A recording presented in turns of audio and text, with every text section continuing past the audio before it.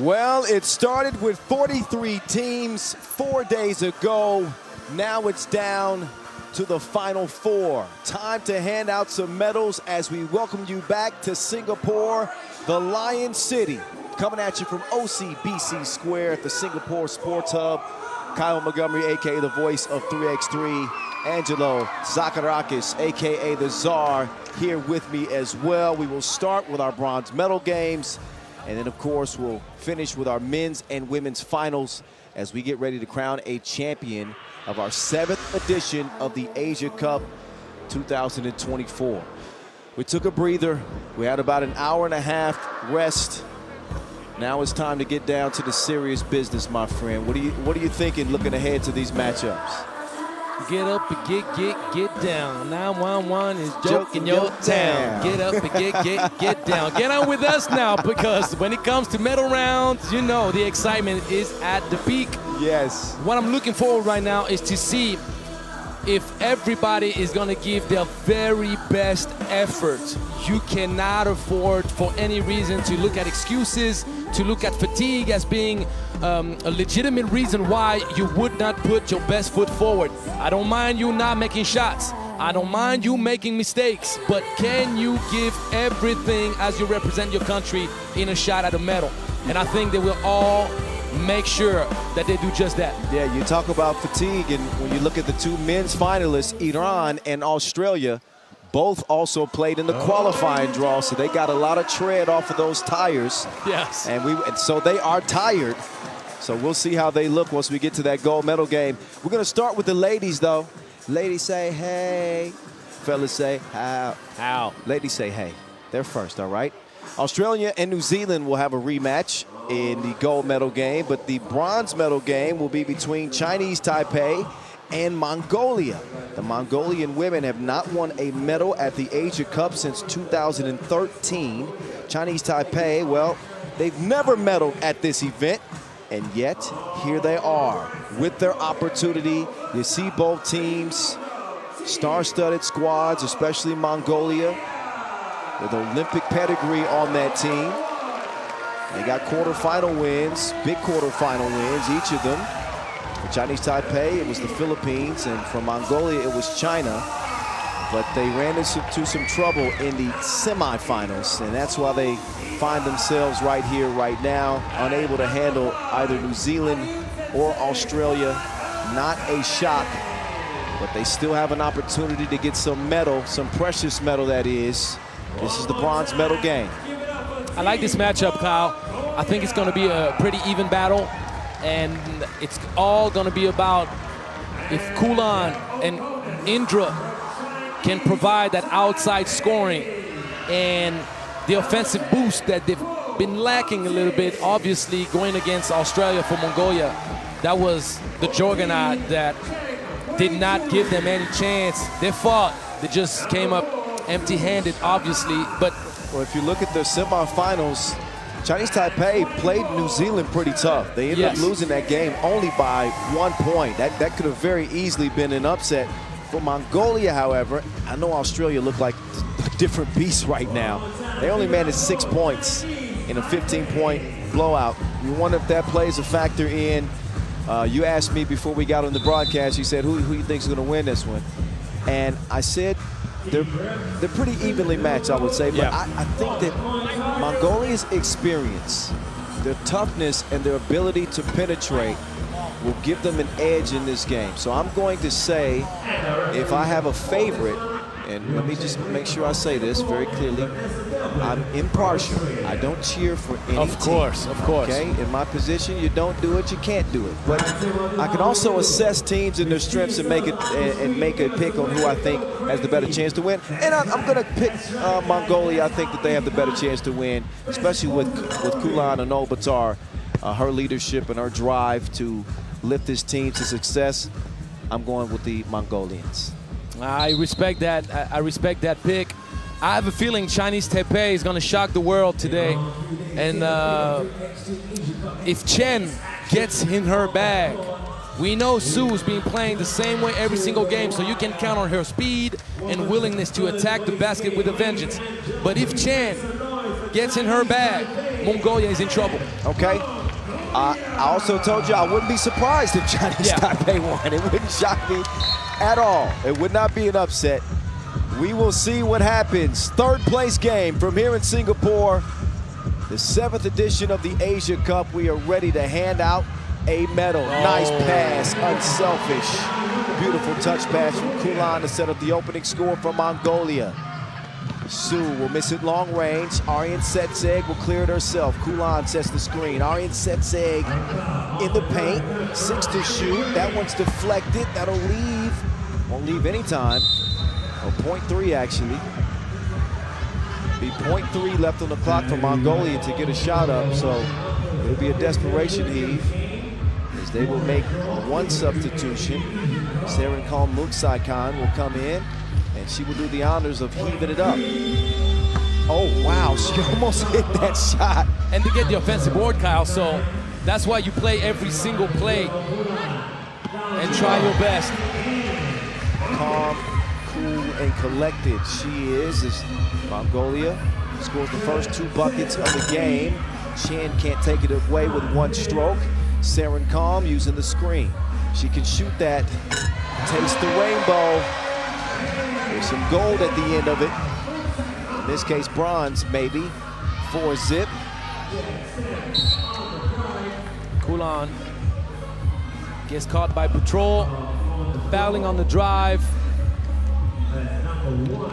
Right now, Mongolia started off perfect this game. Chinese Taipei had a wide open look with Chen, couldn't knock it down. Oh, Su lost the handle on it. That whole possession was kind of wild. Not sure what the plan was there. That's a dangerous pass by Kulan. She throws it into traffic. She says, my bad. Lucky they, I was gonna say they didn't turn it over, but they actually did. So it'll be Chinese Taipei ball. Still looking for their first score of this bronze medal game. Su, her pass nearly stolen. Stays with Chinese Taipei. Drive on the baseline. You will take that stuff elsewhere. Meantime, Aryan Setseg sets her sights, and it's like she's shooting with a scope out there. Knocks down the 2-piece, 6-zip Mongolia. And then you're turning the ball over unforced. So Chinese Taipei not seizing the moment and playing a little bit scared. And if you play scared, you're gonna get your butt handed to you. Aryan Setseg down low. Muksaikan kicks it out to Indra. Indra comes up abbreviated. That one nicks the rim. And here Chinese Taipei is looking a little bit tired, I guess you could say. Certainly out of sync. Right. And sometimes in those moments, some teams come out flat as they maybe put too much pressure on themselves. Mongolia has been playing in big games. They played in the Olympics. They have some experience. Chinese Taipei has never medaled. Maybe that could play a factor. Oh, you see? Yeah, I'm telling you, that's typical of a team that is afraid of the moment. We see who is ready to seize the moment through 2 minutes of this game. Mongolia just blazing out of the gates here. They've been able to connect from long range. Kulan has made some unselfish plays. As Novatar will hand it off to Indra. Indra wanted to shoot it. Now she's trying to navigate around the screen. Where's she gonna go with it? Makes a decision to chunk the deuces. And that one rolls off the iron. Chen with the rebound for Chinese Taipei. They gotta get some movement offensively. Too much stagnation as they turn the ball over. Serenkon spun around, got to the rim, earns the whistle. She'll shoot one. I'm glad you mentioned the stagnation. Chinese Taipei is successful when they get the ball on the move. If they're trying to beat people out off one-on-one game, it's not gonna work out. Now, this game is not meant to be played ISO. Players get tempted to do it because you got so much space on this half court. But we both know you gotta let the ball do the work for you. And Mongolia are going to work like it's Monday morning. It's still Sunday, right? Still Sunday. Okay, just making sure. 7-1. As Chinese Taipei do get on the board. Kulan will misfire. Chen finally got on the board. They're gonna need Su and Chen to come up big if they want to turn things around.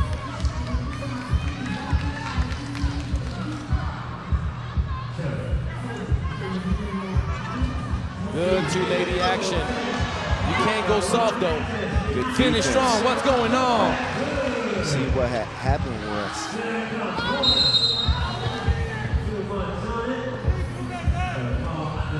So we got a 7-2 game, and Chen is down, holding the back of her head. And that's a little bit scary. Hopefully she's going to be all right.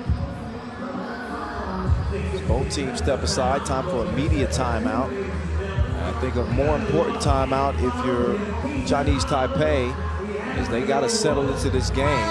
Still plenty of time to get things turned around. This is a 10-minute sprint to 21. But we can see that who started off with the faster pace. And who's missing those easy gimmies, those buckets that they've made. Kuo, Chen, they've been very efficient in the paint throughout the whole tournament, and right now they're missing all these easy layups that could keep them in the game. Off-balance shot from Su, no ma'am. I'm not sure if I'm supposed to give credit to the Mongolian defense or if Chinese Taipei is simply too flustered to build their game properly. So it's there's an Obatar bucket. Moon Sai Khan on the bench, the two Olympians on this Mongolian roster. Speaking to that experience, playing in big moments, playing for medals. Speaking of the Olympics, Mongolia will be competing in 3 Olympic qualifying tournaments after this, men and women. So they'll be keeping their Olympic hopes alive once again.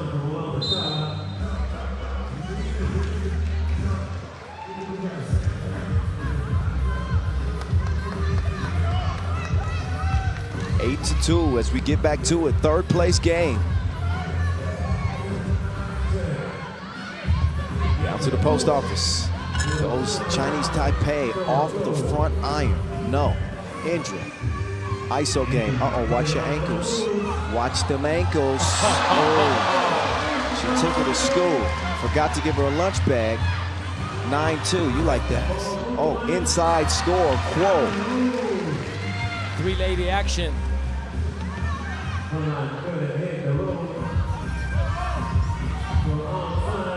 Arian sets it. Not again, looking for a second two-piece of the game.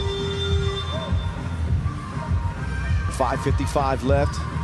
A 6-point advantage for Mongolia, pretty much what they've been maintaining from the start. Started off 6-0. And while Chinese Taipei put together a few good offensive possessions, still looking at a hole here. That'll help it if they can knock it down. Did not. Chen wide open. Could not connect. That's a great shot. You can't get mad at that. Oh no, you take that shot 100 times out of 100 if you got it. Just got to make them. Right now, Chinese Taipei aren't making them. Chen, turn around, soft touch off the window. Beautiful. This is who you said is going to be the X factor for Chinese Taipei. Kulan driving, running, hook. Not that time. Su. There you go, a little bit more movement now. Chinese Taipei finally settling. Oh, and there you go. There she goes in a fist pump. As Chinese Taipei have got a pulse in this one. They are back alive and well. Kulan get busy with it. I mean, Chen is responsible for 5 of the 6 Chinese Taipei points, Kyle. Now if they can get a little bit from Su. Good hustle. That's a foul. Oh, yeah. Yeah. Indra didn't even need to do it because it was be hard enough tracking that loose ball down. So an unnecessary third foul that Mongolia pick up. And possession will go to Chinese Taipei. Chen taking it out. Did Chinese Taipei wait too long to settle in this game, Kyle? No, I don't think so. I mean, we just got past the midway point. It's a 3-point game. And the momentum is on their side. Good hustle to get the rebound. Arian Setseg will draw a 4th foul on Chinese Taipei.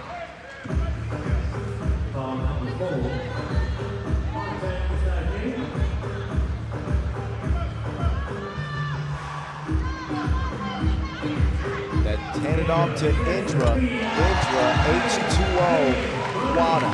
If you make such blunder defensively, you'll pay the price for it. You can get only mad at yourself. No one else is responsible. Indra, probably the sharpest shooter that Mongolia has on its squad at this moment, and you're gonna allow her to come out completely naked on the perimeter. It's impossible. Well, big response for Mongolia, no doubt. He extends the lead to 5, 4:20 and counting. Ching turns the corner through traffic, no problem. And the steal. That could be a momentum shift if they score here. Oh, that was double blocked. And not user-friendly. That one is airmailed over the top of the rim. And so the ball goes to Chinese Taipei. I remind you all the rule. On any jump ball situation, the defense recovers possession. Uh-oh, Japanese, Furuki, hello. I mean, come on. When you see her smile, doesn't it make you just happy? Oh, yo, they got the smile cam going on here in the arena. We got the highlights here on our broadcast. We got a lot of things to be smiling about on this final day of play. It's been a great day of action. We've had some overtime thrillers. We've had some incredible plays. We've seen some really impressive comebacks. We have history being written. We got history being written, and look at this crowd. And the weather is chilling. Yes, a near capacity crowd. 11-7. Sue hands it off to Chen. That is her hot spot normally. But that was a tough shot to take because the handoff situation was well thought of. The problem is Chen was too low, so she had to jump back before taking that shot. You need crazy strength in your hips and legs for you to be able to elevate.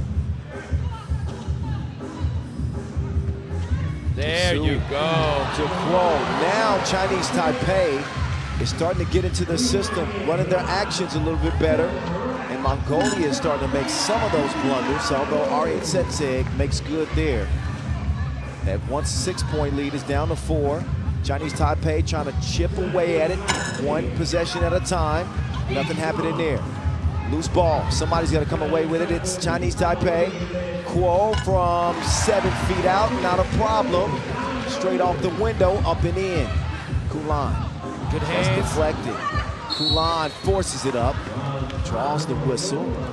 She will shoot 1, but now you see Mongolia trying to withstand the charge of Chinese Taipei. They were nice and comfy at the start with a 6-0 lead.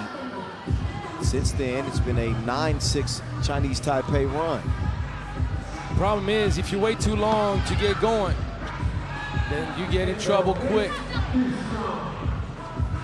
Sue, see you later. Sue with the speed. Chen, she got more game than EA. Scores on the inside. Aryan Setseg, you heard that. Oh, you like that, huh? EA Sports. Syndicate. Only our generation can understand that. Of course. Oh, man. 2-point game, Angelo. I'm just kind of thinking, unfortunately for Chinese Taipei, that they could potentially pay their lag when they started, being a little bit afraid, a little bit under pressure, enabling Mongolia to just do whatever they wanted to do. And then Mongolia could have capitalized on that even more and be off an even bigger lead, but that's 3x3 for you. Kuo attacking, that is a difficult layup attempt. Credit Aryan Setseg with the defensive effort. We are under 3 minutes to play. It is a 3-point game. You certainly don't get the feel that Mongolia is in complete control anymore. Nope. Technically a 1-possession game, technically. But people tend to look at a 3-point game as a 2-possession game. Oh, see what had happened was Kuo just sold the clip. Indra with a high degree of difficulty falling away from the back basket and hooks it in. 14-10. Now Indra got caught reaching in the cookie jar. Plus, Chinese Taipei is in foul trouble, and that could play a big role in the last 2 minutes. Mongolia still has one freebie, one free foul to give. Chinese Taipei with none to give. They're sixth. That one poked away. So the reset with 6 seconds left on the shot clock.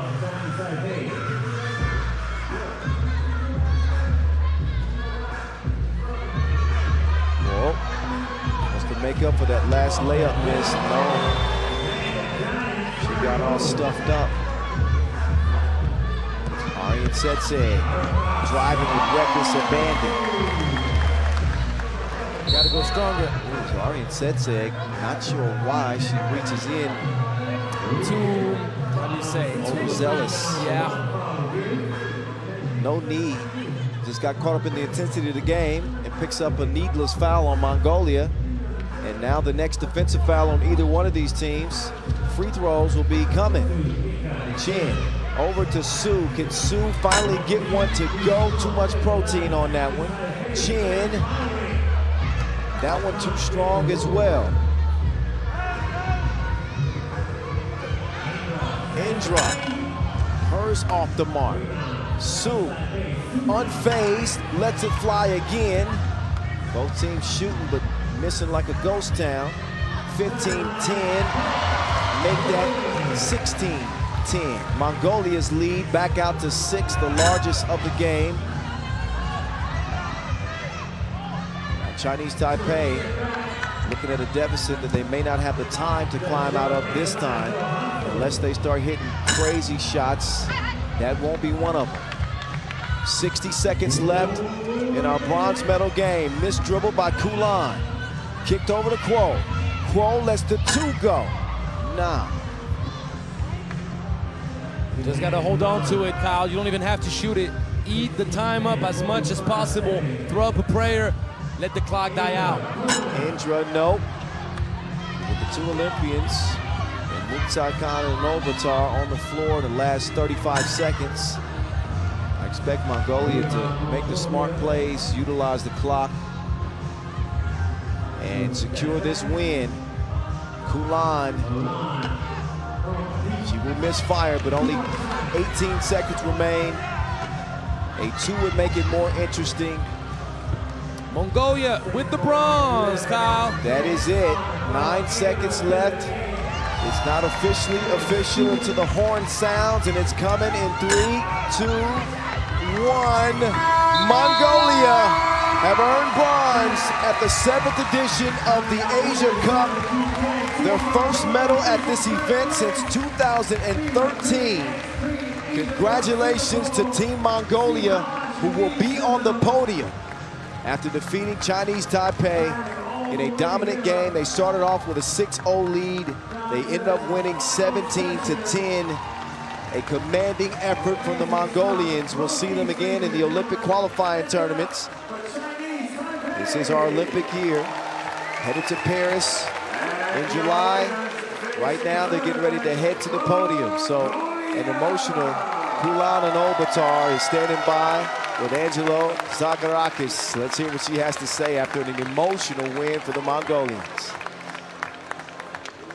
Girl, control your tears because you're gonna make me cry. I'm a sensitive guy. Control them, control them. I'm just playing with you. I understand the emotions that you're feeling right now. Just share them with everybody. We had a medal in mind when we came here, but like having this medal for the first time for a Mongolian women's team, it's a history for us. And thank you, Singapore. Thank you, Mongolia. We lost so much for a long time, and just getting this piece of metal to prove that we improved is just so big for us. And thank you, Mongolians, for always supporting us. Girl, go enjoy. Congratulations. If you can't feel the passion and heart in that post-game interview, something's wrong with you. That's a beautiful moment. And congratulations. Mongolia should be emotional. And they've gone through a hard road to get here. And they've worked very hard. And here they are enjoying what comes with that hard work. They got their medal. It is a bronze. They will stand amongst Asia's best, and they proved it. They get it done over Chinese Taipei. And they are hearing it from the crowd. What a run for them. What a run for Mongolia. The women have finally gotten a medal. They will go celebrate with Coach T. Sir. All hugs and smiles over there. And even Angelo is tearing up still. You're a sensitive guy. I'm a sensitive guy, man. I'm a high value type person, family values and competitive values, loyalty, all these things. And it's pouring out of her.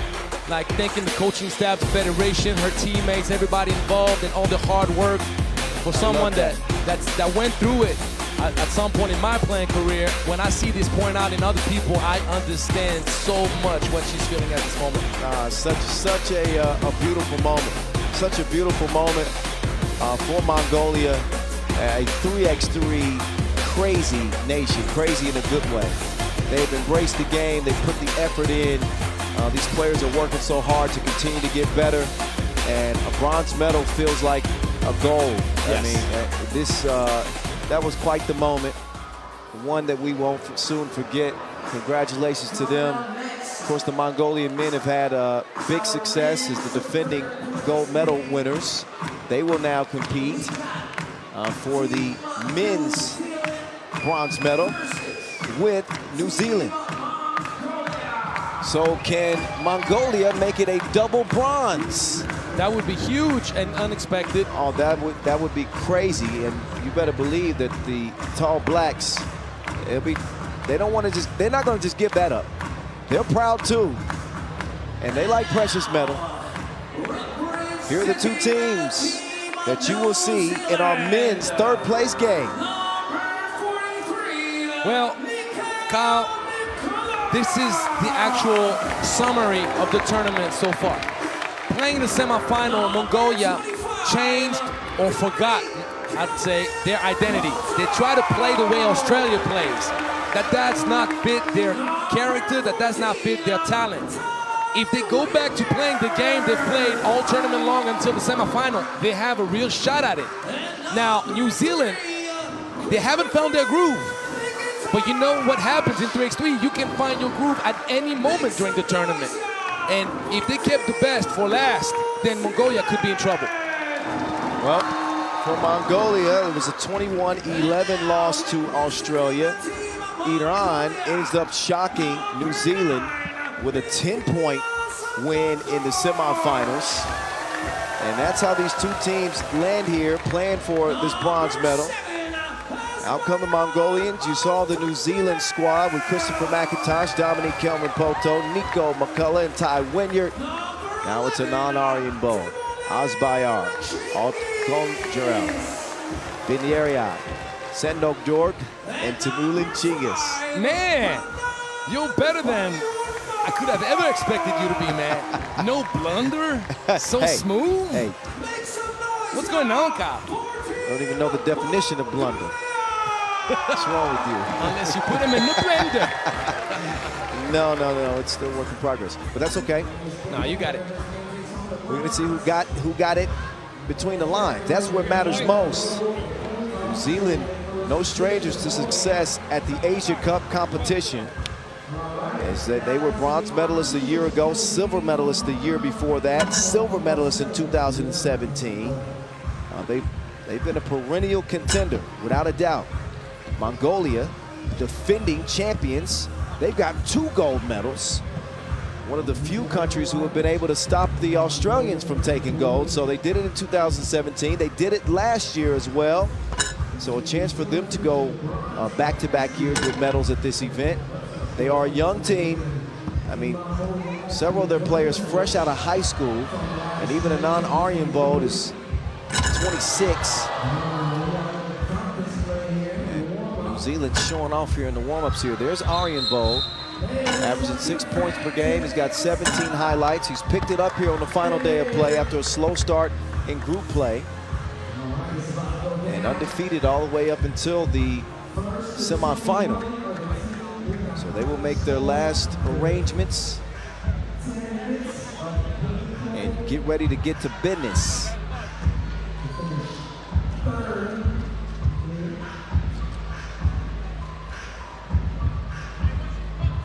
think New Zealand's experience gives them an edge in this contest, much like Mongolia's did in the women's bronze medal game. I think they're going to be locked in, Czar. I'm telling you. They're going up against a bunch of youngins. I had the opportunity to talk with Steve Sir, their coach, right after the semifinal loss, and Steve agreed with me. They went away from their identity, but they had to learn, and he was telling me the main aspect is talking about it is one thing, experiencing it is another thing. They could be dominant in their home country, they're young, they haven't had that international exposure and experience at the highest level where when it starts banging, you better answer the call physically and the mental challenge of such hardship. So let's see if they learned, even though it's a short-term lesson, can they learn and apply right away? Well, you've heard of the phrase or the term young and dumb. And I mean it affectionately. Of course. Beautiful fake by Arianbo. But sometimes it's good to be young in a situation like this because you don't really embrace how big it is. You just play freely. So that's what I mean by that. They are, three of the players are 20 years old or younger. A pair of 19-year-olds and one 20-year-old. Okay. So maybe they don't understand how big this is. They're in the bronze medal game at the Asia Cup.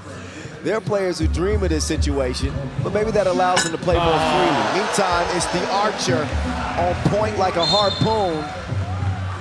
Did you see that? Oh, yeah, he hit him with the little hezzy.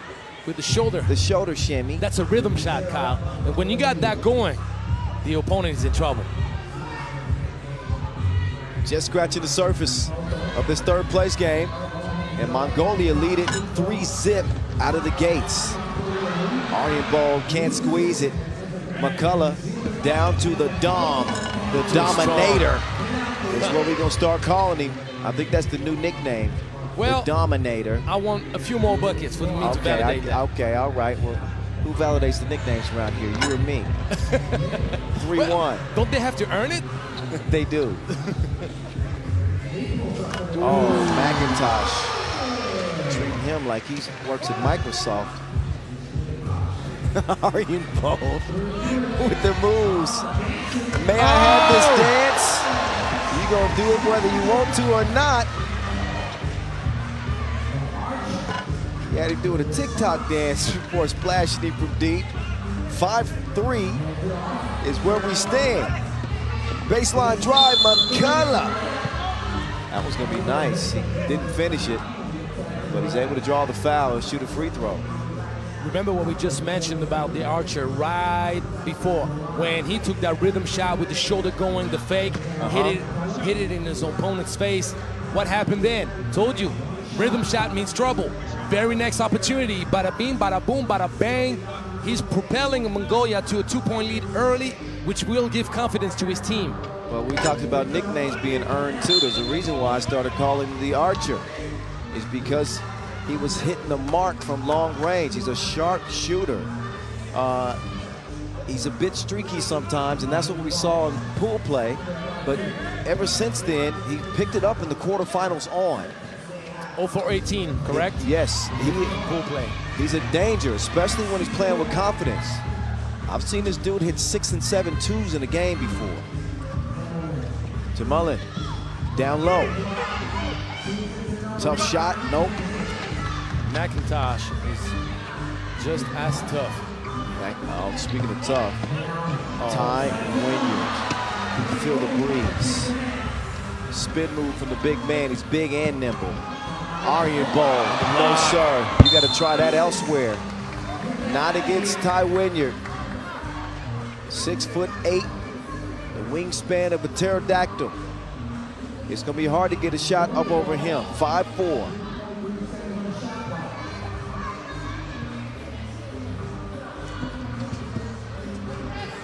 Arianbo missed it.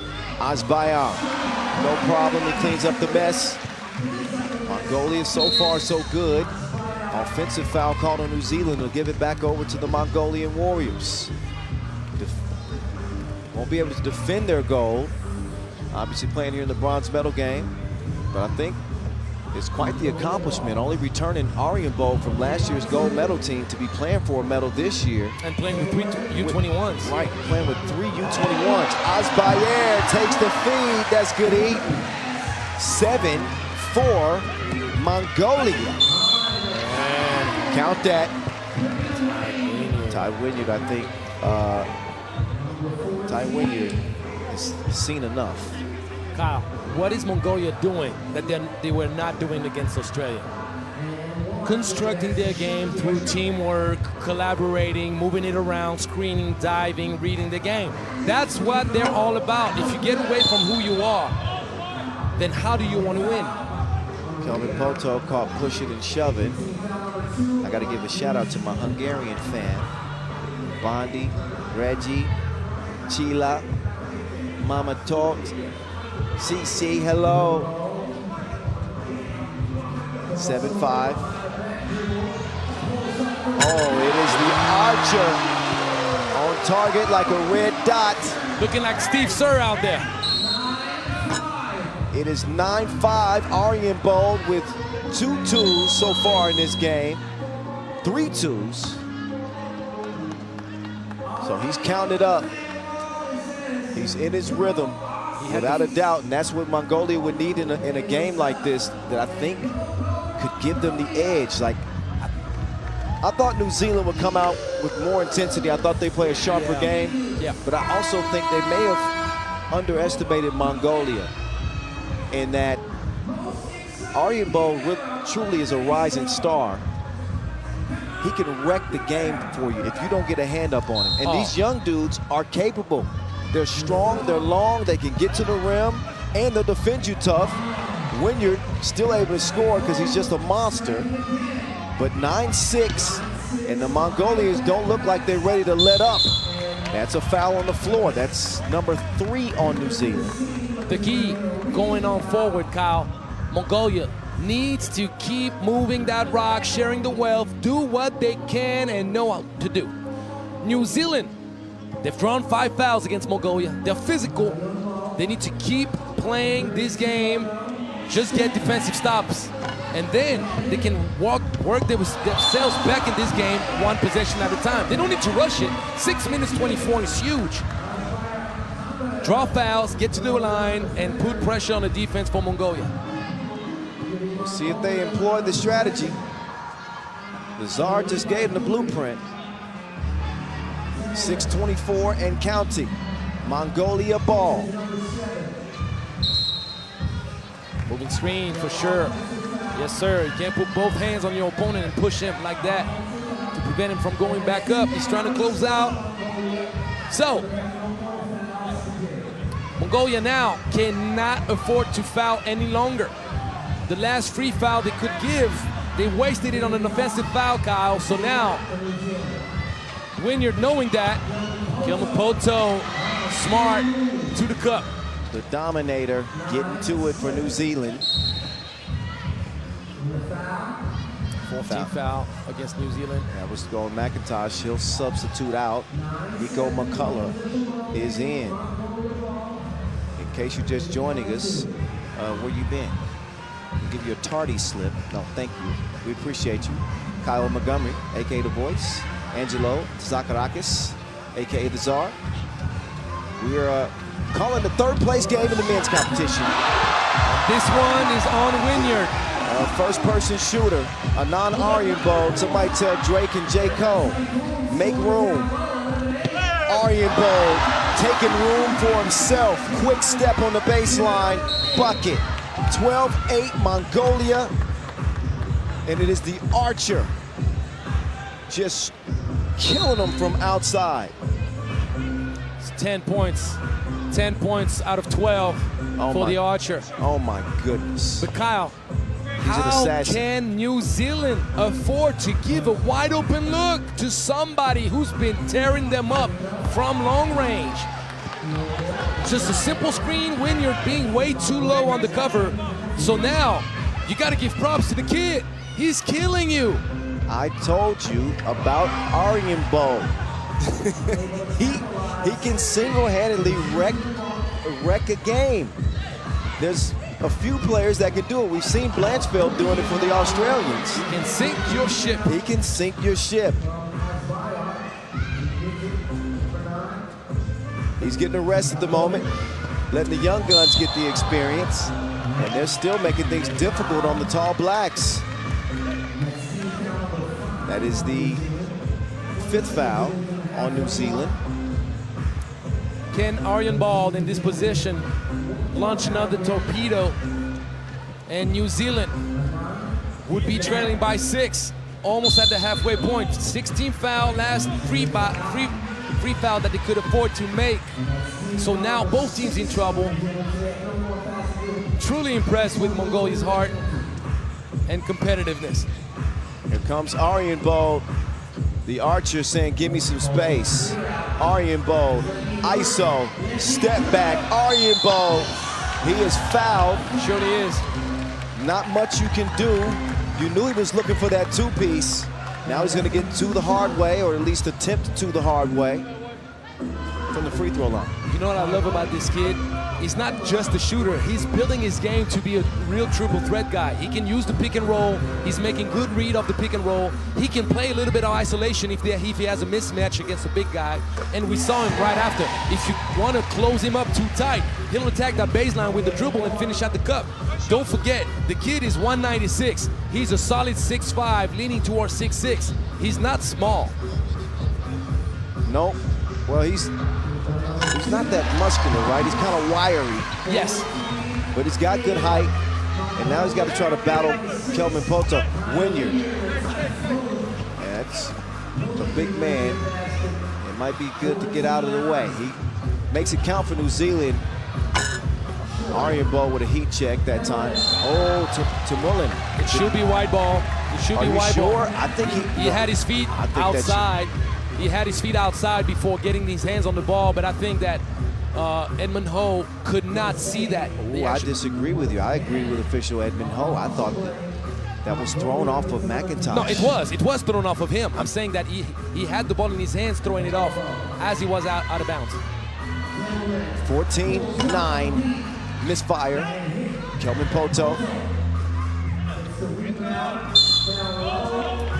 It's going to be a chess game now, Kyle. It's going to be a chess game. Getting stops on one end, not committing fouls on the other. 4:36 to play. This is a 10-minute sprint to 21. Mongolia 7 points away. New Zealand have shown us that at times they have issues with their scoring. Well, they've been struggling all tournament long. The pool play action was a little bit deceiving as they manhandled Todd 22-3. But we had mentioned several times, as Kelvin Poto gets the bucket on the inside, that we had yet to see their best game. Right. Right? So we just kind of thought that eventually it would be coming. There goes the ball by the meantime. As Dom swings it over, McCullough, they need one of those. Kelvin Poto, the dominator. He earned it. Keeping New Zealand alive. So Mongolia's lead down to 3. Kelvin Poto with the block, but it's recovered. Asbayar puts it up and in. McCullough, 2-piece, no biscuit. 15-13. The archer. He's got Wynyard in front of him. Is he gonna drive? You bet he is. Oh, he missed the layup though. Oh, great recognition by Wynyard. Open like a double click. He connects. 15-15. And Wynyard with the basketball IQ play right there. Arjen Ball has hit a bit of a cold spell. He needs some chicken soup or something. Right now, it's 15-15. Isn't that like the recipe when you're sick, you get some chicken soup? I said he's hit a cold spell. Right, okay. Some chicken noodle soup. Come on, son. You got to keep up with me here. I am. I'm just saying. Man, it's been hard to keep up with this game. It looked like Mongolia was to be certain on their way to a shocking win. But here come New Zealand. Oh, man, you got to love it. Hey, not only you got to love it, but that's a display right here on Wanangatanga. That's the culture, the spirit of the Maoris right here. That is on display. New Zealand stepping up, Mongolia trying to hold them back. What a game for the bronze medal. And both of these countries are known to have warriors. They surely do, don't they? And you can see the fight in both of these teams. It's in their spirit, Kyle. It's in their spirit. To Oh! Big bank take little bank, 17-15.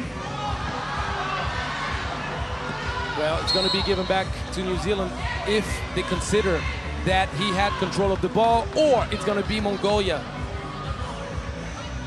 What a big shot. Yeah, white ball, so I recognize the situation. They consider that the Mongolian player recovered possession and control enough so that when McIntosh dove on it, he ended up being the defender on the play. Exactly. And that went fast, because you would think that Mongolia was the defender, but in those kind of situations, you have to count on the referee's ability to assert who had control. Jump ball always awarded to the defense, so the Tall Blacks will have it. Ty Wynyard down to the body shop. He elevates and gets the jump hook to go. 1 point lead for Mongolia. Arianbold shifting gears, taking the bump. Bucket will count. Yes. Foul call, double foul called. But the basket does count. But each team assessed a foul. I guess off the ball as the shot was going, preparing the battle for the rebound. So it's a ninth for Mongolia, which is probably a little bit more significant than New Zealand's 8th, because Agreed. the next foul on the Mongolians means 10, and that's 2 free throws and possession. 2:51 to go. Ty Wynyard, watch your head. That's a big flush.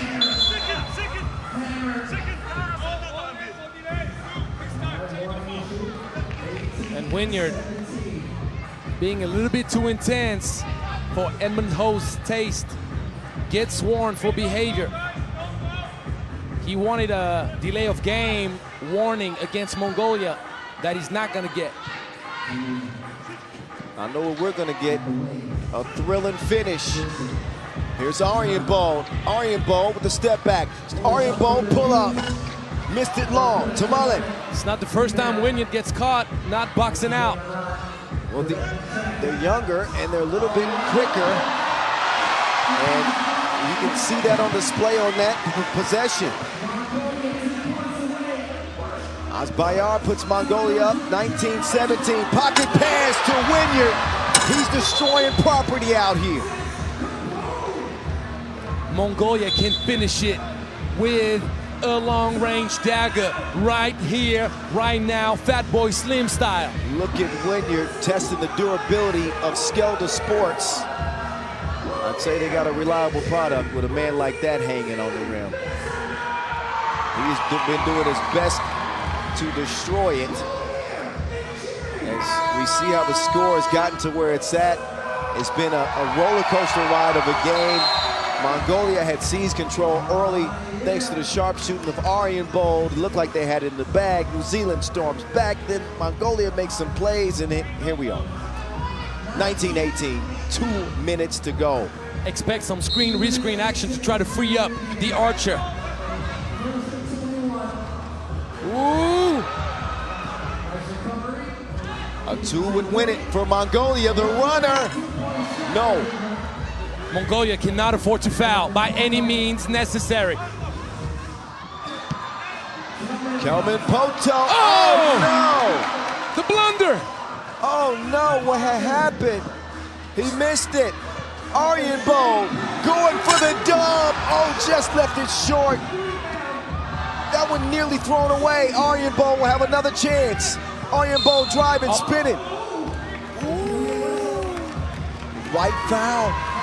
He can finish it on the free throw line. Wow. Anand Arianbold, he hit the game-winning shot with a foul last year to lift Mongolia to a gold medal. Now the game rests in his hands, but this time at the free throw line. The archer. Wynyard trying to talk to Arianbold. Did he say The mailman doesn't post, doesn't deliver on Sundays. Is that what he said? I don't know, but that's one of those moments. Oh, Iron Bowl. Cool as the other side of the pillow as he knocks that one down. Can Mongolia walk away with a pair of bronze medals around their necks? One free throw for history. A non-Aryan Bowl with one more to go. Will Mongolia leave Singapore with another medal? They will! Aryan Bowl is cool as the AC at the line. Mongolia take bronze over New Zealand here in Singapore 2024. Both the men and women will be at the podium at the end of the night. Congratulations to Mongolia, Coach Steve Sir and his staff, and all of the players. Not to take anything away from New Zealand. They played hard, they fought hard. That's a tough one to swallow, but they don't call them Mongolian warriors for no reason. They got a different level of fight in them and the hearts of lions. Let's get it over to Angelo Zakarakis, who's standing by with the young fella, Tumulin, right now, courtside. All right. I see you're keeping your composure. I don't see the tears, so I thank you for that. Man, the archer looking like Steve Sir right now. What do you think? Yeah, of course. He was crazy. He was amazing shots. It's crazy. Maybe he got a 10 points, right? Crazy. I'm proud of him. Everybody is.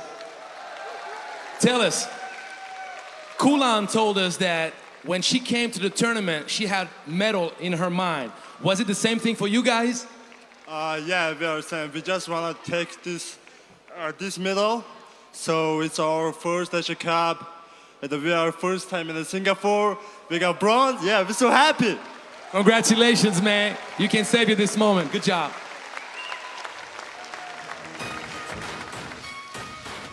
They will be savoring this moment for quite some time.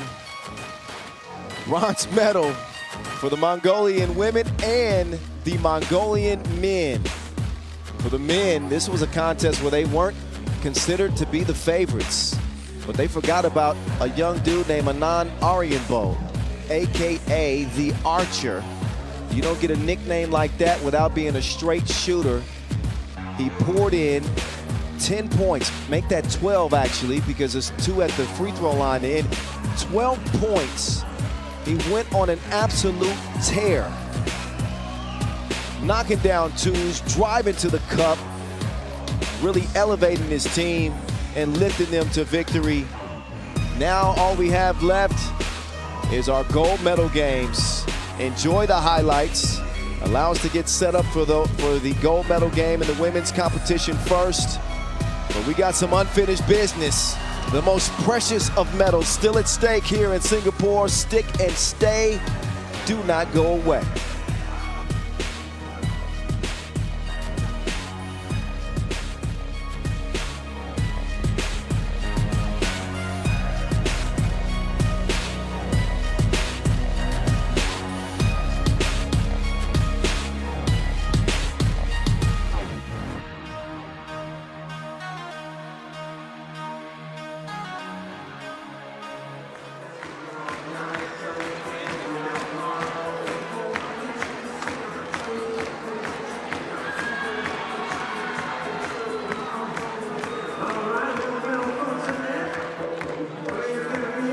All right, you see the path to the final. Both the Australian men and Australian women will be representing in the gold medal games. They are the most decorated countries, or they are the most decorated country in the event's history. 3 golds for the men, 3 golds for the women. The women are the defending champions, and they have been flawless. Wake up, flawless. That's a Beyonce song. Anyway, doesn't take away from what I said. This is the rematch of last year's final. So familiar contenders lacing them up against each other once again. Australia and New Zealand.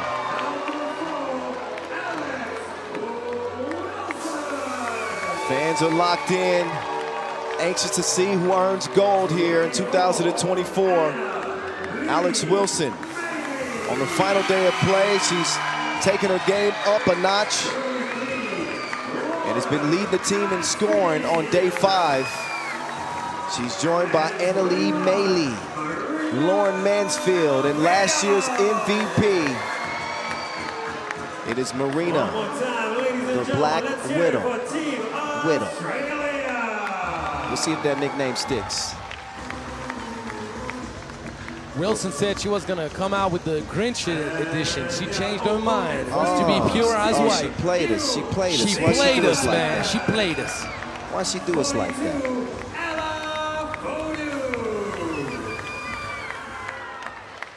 So she's not rocking the Grinches. So apparently she's not a mean one. Meantime, out come New Zealand. LFO2, who hasn't had a chance to play a bunch of 3x3, just got the call up to play on this year's team recently. She's a firefighter by trade. A lot of people didn't know that. And after missing 12 months, she's back looking to help lead her team to a gold medal here.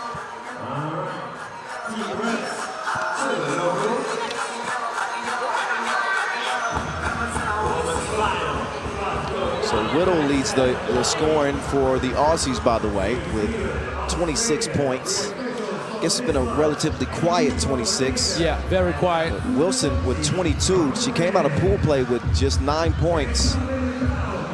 So you do the math. And Maley with 23. Oh yeah, Maley. This is a well put together Australian team.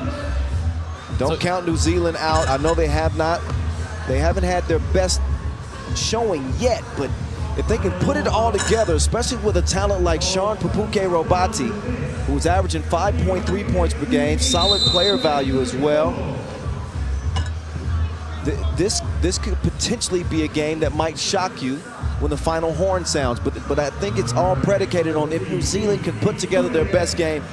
It's going to take their best to beat Australia. They have been as close to perfect as you can be in this tournament. We thought they were great last year defensively, where they didn't let anybody score over 11 points. They've been even better this year. Their opponents are averaging 8.5 points per game. And New Zealand, that played Australia in pool play, was contained to 9. They held Thailand to 8. Yes, they held New Zealand to 9, but these two teams obviously met in the pool phase. It was not close. New Zealand trying to get some get back. We're going to see if they make the adjustments to make this game more competitive. Robati will miss the shorty to start things off. Over to Annalie Maley, that's in and out. As Hippolyte sets her sights. Not tonight. At least New Zealand is aggressive early, Kyle. They came up with a good set play to start the game off. But the key for them is going to be defensively. Can they contain mighty Australia? Robati has missed a couple of shorties. She's got to settle into this game. Her team is going to need her. Marina Whittle, as tough as they come. She will miss it. Hippolyte. It's going to be a foul on Maley. Doing battle with Sean Robati. She will check out as Ezra McGoldrick will come in. And LFO2 setting up in the corner. FO2 coming around. She's played a great tournament, especially when you consider that she had 12 months off. Took the call happily and has shown up for New Zealand. The Tall Ferns lead it 1-0. If McGoldrick can show up big in this final, New Zealand could have its hopes much higher. Just a minute in, this is the gold medal game. Kyle Montgomery, AKA The Voice, here with you. Angelo Tsagarakis, AKA The Czar. Good travel. And Kyle, something to also put on the table, it's never easy to play the same opponent twice in the same tournament. No, I mean, it's already the familiarity that that doesn't really work in your favor, I think. Especially if you dominated easily the first one. Goldrick, who obviously struggled in that first contest between them. She struggled in pool play. Oh, get your weight off. Alex Wilson just plays at a different level, right? Yeah. She is a mean one, even without the green Grinches on. 1-1.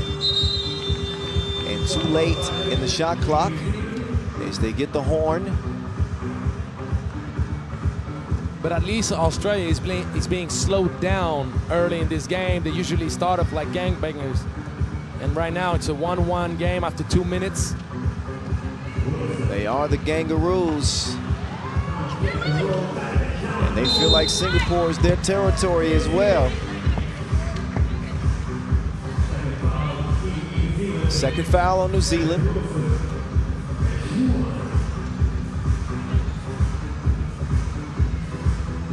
It was a 22-9 win for Australia in their undefeated campaign. One of the victims was New Zealand. Alex Wilson makes it 2-1. Ella Fotu. Fotu needs to be away. Much more precise in her decision making. Whittle will miss it. There you go. That's a great recognition. Robati, Kyle, had started sealing Whittle even before her teammates secured possession. That's the kind of detail that makes you successful offensively when you're capable of understanding what's about to happen next. Hippolyte's pass a little bit off the mark. They get the whistle there, but I think they got to be a lot more careful and judicious with the way they're passing the ball, because Australia have active hands in the passing lanes. They're locked in. You've heard them tell us many times that they hang their hats on defense. It is Marina Whittle. Stopping her is like trying to drown a shark. There you go. Hippolyte trying to come heavy with the outside shooting. Anna Lee took her on the merry-go-round. This is her playground. 4-3 Australia, but New Zealand are showing some fight. Much more so than the first matchup between the two, but Anna Lee Maley, former WNBAer. 1-point game, McGoldrick. It's not a good recognition, because if it's McGoldrick that is coming off that handoff with a switch, with Mansfield jumping on her, she's not going to be able to operate the way she wants. And Mansfield, just like a cookie monster, going after the ball like she's hungry. Yeah, she's usually putting the offensive player in front of her in custody. I don't think she reads him any rights. They don't even get a phone call. She's that tough defensively. Hands. Hippolyte gets a hand in there, pokes it away.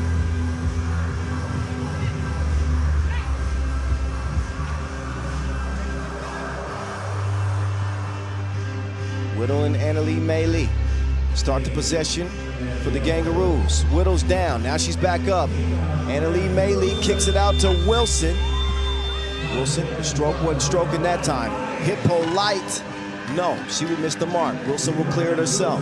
She's got Robati in front of her. Pick and roll, but an offensive foul is called.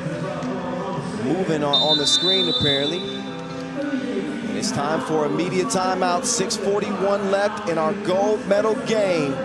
Here from Singapore, it is a close one between two rivals, New Zealand and Australia. I like the fact that New Zealand is giving Australia a challenge early on. They're not letting Australia settle comfortably in this game, making it a game. They could clean a lot of things up, especially trying to feed Robati in the paint. They've not been accurate enough with those passes, but in the end, they're right there. Only trailing by one. Look at this defense from Whittle. Look at this defense from the Gangaroos. Mansfield with the scoop. Whittle. Man, she is so active. So active on the glass. Again, she averaged double-digit scoring at last year's event, route to MVP. She could be in line for back-to-back MVPs with the way that she is asserting herself everywhere so far in this game. Rebounding, scoring, defending. Yes. Oh, Whittle too out easy. of there. Oh! I jinxed her. Maybe I jinxed her. You never see her miss a layup like that. See, but what had happened was It's very rare to see Whittle spoil dessert that way, but it's okay. Still early. 0-2 with nowhere to go. Annalie Maley had her own punishment. Look at this more suffocating defense from the Kangaroos. That's not good if you're New Zealand, that you cannot even take a chance at the basket. If anything, throw up a prayer. It may get answered eventually, but not shooting is the worst kind of turnover that you can have. Wilson to Maley. Maley forcing the shot up. McGolrick with a nice defense. Hippo light, can she hit one? No, the stroke ain't stroking.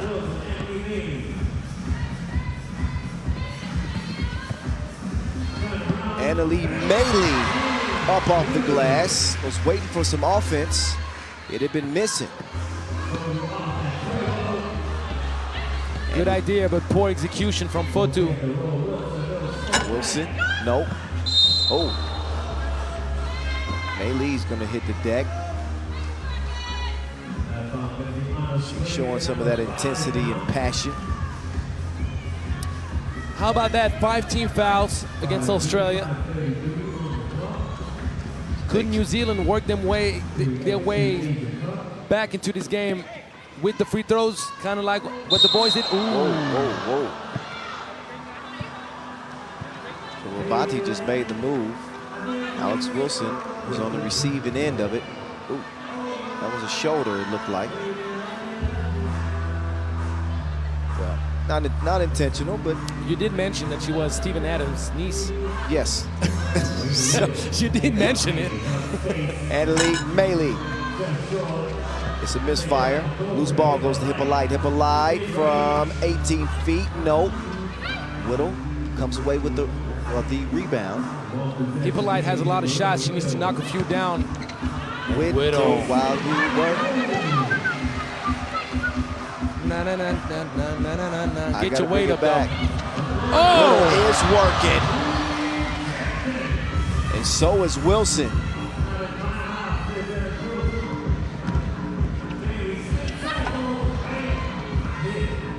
Maley can't find the finishing touches of that spin.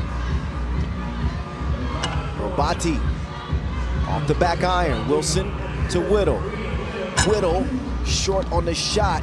Annalie Maley, she will let it go, and she finds the bottom of the net. 5-point lead. What can you do if you're New Zealand? If it's not Wilson, it's Whittle. If it's not Whittle, it's Maley. And then you have Mansfield doing it all, creating gaps in the defense, driving middle, dishing, and putting a tremendous amount of pressure defensively on you. What do you do, Kyle? Well, you pick your poison and you accept your fate. Pick your poison and accept your fate. It is what it is. This is a dangerous team, and 1 through 4, they can hurt you. You hope to find a strategy to where you can exploit them in some kind of way, but it's hard to do. Mansfield with the crossover. Maley is there to clean things up.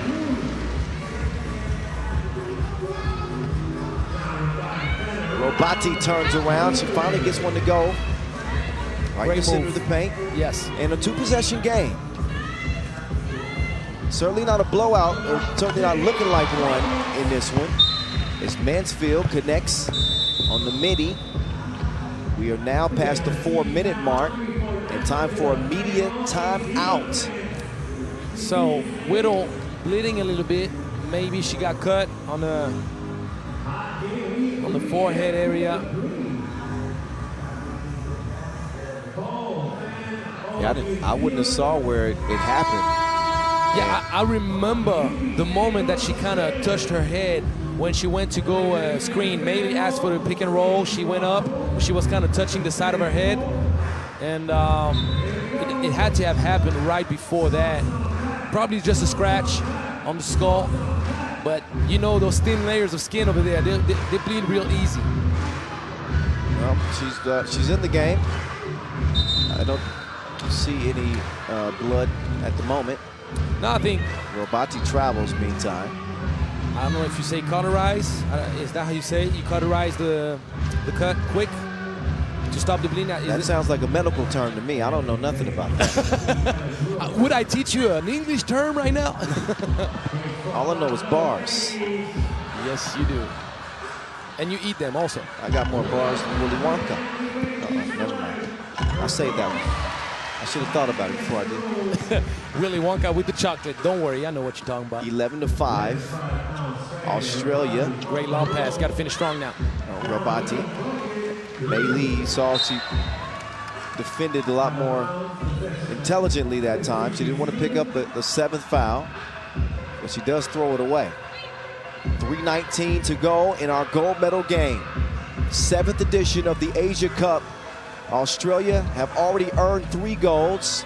New Zealand have won 1 gold back in 2018, where they had to go through the Aussies in the semifinals to get it. For them to get their 2nd gold, they got to erase a 4-point deficit with 3 minutes to play. Whittle driving, grinding, getting fouled. She will shoot 1. But I like the fact that this game is much more competitive than the pool play game. I like how New Zealand responded physically and did not back down to the Australian challenge. The problem is the Black Widow is just too tough. She's too strong, the way she drives to the cup.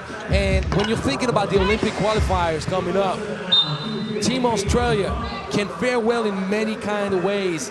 They can beat you with the outside touch, with the smooth team game, but they can also beat you up physically if necessary. I expect them to contend for that slot at the OQT. There's Sean Papuke Robati bringing New Zealand within 3. This is what I'm saying. The momentum can shift in a game at any moment, and New Zealand you can see that they've got that look in their eyes. And plus, you have the 16 fouls going against Australia. That could provide them a huge boost in case of a foul drawn. McGoldrick by herself to... Oh, she did not see her. Fotu dribbling with the head down. Mansfield earns the whistle. So back-to-back. Well, that's the now 6th foul on New Zealand. A shooting foul. Mansfield try to slow the charge of the Tall Ferns, who have gotten themselves within 3. 2:27 to go. Just 1 coming up here from Mansfield. And Fotu dribbling with her head down, missing out on an opportunity for an easy bucket. Back to 4-point difference. Oh, turnover. Fotu's been turning the ball over too much in this game. Oh, Sharon is caring. It's a lot of love with the Kangaroos. Fotu. Oh! You can bank on her. It's 14-11. That's one way to make up for turnovers, right, Kyle? Oh, man. That 2-ball is the great equalizer in this game. Big rebound. Wilson gets it to Mansfield. What in the world? It make up for it underneath. What in the world? Good. Thankfully for her, Mei Lee was there. Hippolyte. But we're waiting on Hippolyte to knock one of those down. She's a good shooter. She is. It's unfortunate for New Zealand that she hasn't found her stroke, but it's not over. But this very possession might decide the game. 134 and counting. Wilson sees an advantage against foe 2. She goes to the fadeaway. McGoldrick will get it cleared with Hippolyte. Hippolyte picked up her dribble. I'm not sure why. Anyway, McGoldrick will attack Meili. McGoldrick elevates. She will miss. Whittle's been all over the glass like road trip bugs. She gets the rebound. Wait, but Whittle is down and in pain. Uh-oh. That will only add to it. She finally found it. Hippolyte found the stroke. Whittle is down and is very slow to get up. It is a 2-point game. Kyle, I said it before, when Hippolyte found the way to that long-range bucket, she's trying to come heavy with the outside shooting. And the main thing is this, at this point of the game, to knock this one down gives New Zealand a true opportunity. The hope is real. The game is not over. Imagine one defensive stop, drawing a foul, anything. A minute and 3 is an eternity in 3x3. We will see, and that is right. Oh, McGoldrick called for the foul. And you're right, in a contest like this, Australia up by 2 points with Wilson now about to shoot 2. That was the 7th on New Zealand. A minute is a lot of time. Neither team is close to that 21-point mark. So there's no jeopardy of them getting to 21. The girls are trying to prevent themselves from living what the man experienced last year with the upset against Mongolia late in the game. Big misses, but a good offensive rebound from Anneli Meili. Mansfield, can she finish with the scoop? The opportunities have been there. They have been there, and the Kangaroos, this is the first time the entire tournament we've seen them tested. Yeah. This is the very first game they've been tested. And with 48 ticks left, New Zealand can pull within 1 or tie. Ella vote 2. No. Oh, nice snatch back. Oh. Get over here. I got something for you. Alex Wilson, right on time for the Kangaroos. The Mamba runs deep in her bloodstream. Vote 2, trying to answer. A 2 would be huge. Hippolyte forces one up. Wilson will clear it. This is over, Kyle. I don't know, not yet. This is over, Kyle. Now it is. It is over. Yes, she just gives him a little more. Australia look like they're gonna hold on for the win here with the final 5 seconds. Winding out. A rematch of last year's final.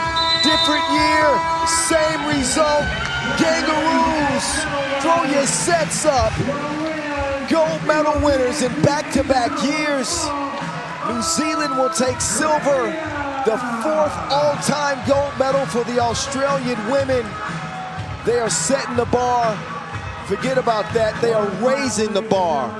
Each and every edition of the Asia Cup, an 18-13 final, they are golden once again. Congratulations to both of these teams and the effort that they put in. Silver is not a bad medal to have, trust and believe. So New Zealand played tough, and they will get silver for the 2nd consecutive year. Australia just continue to count the gold medals. Congratulations to Coach Damon Lowry and his staff, and we'll get it over to Angelo Sagarakis, who's standing by with Anneli Meili after another golden year in Singapore. Lady Meili, good to see you again. How you feeling right now? Talk to us. How good did that feel? The atmosphere was awesome. Like, it was a real good game. Kudos to New Zealand. They always play super hard. They're super talented, and it's always going to be a good game when we face them. So, yeah. Well, It was a little bit unexpected. New Zealand did not play its best basketball all tournament long, but we had a feeling like maybe they kept their best shot for you guys in the final, and they surely did. What was the key for you guys to come up with the goal? We just play super hard and with a lot of heart, so I hope that if you didn't know who the Kangaroos were before, you know us now, so that's important. Well, I'm sorry to disappoint you, but everybody know who the Kangaroos is. Congratulations, Bailey.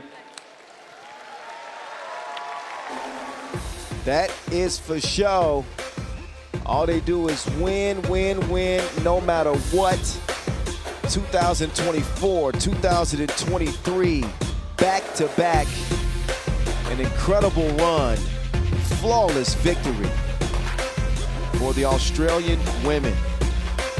The Aussie men have an opportunity to do the same. It was the first time in this tournament that we've seen them really tested, and they passed the test, I'd say, with flying colors. New Zealand pushed them to the edge and had a shot there at the end, but at the critical moments in the game, the Australians had Marina Whittle to turn on. She's the Black Widow. I've heard they have a deadly bite. One of the most deadly bites in the world. That was for you I was setting you up. That was a hockey assist. Jeez. Security. Security. Please. Come get Angelo now, please. Well, Kyle, I have a little wave of melancholy that is hitting me right now. You know why? Why? Because we're about to commentate the last game. What? What? The last game. Well, when? How much time we got? Well, I'll tell you. We're getting straight into it. We get straight into it. We're 2 minutes late. Just enjoying the last looks at the moving pictures of the Australian women, AKA the Kangaroos, second straight goal. All right, the atmosphere, here's a look at the atmosphere. The vibe is right. It's lit here at OCBC Square.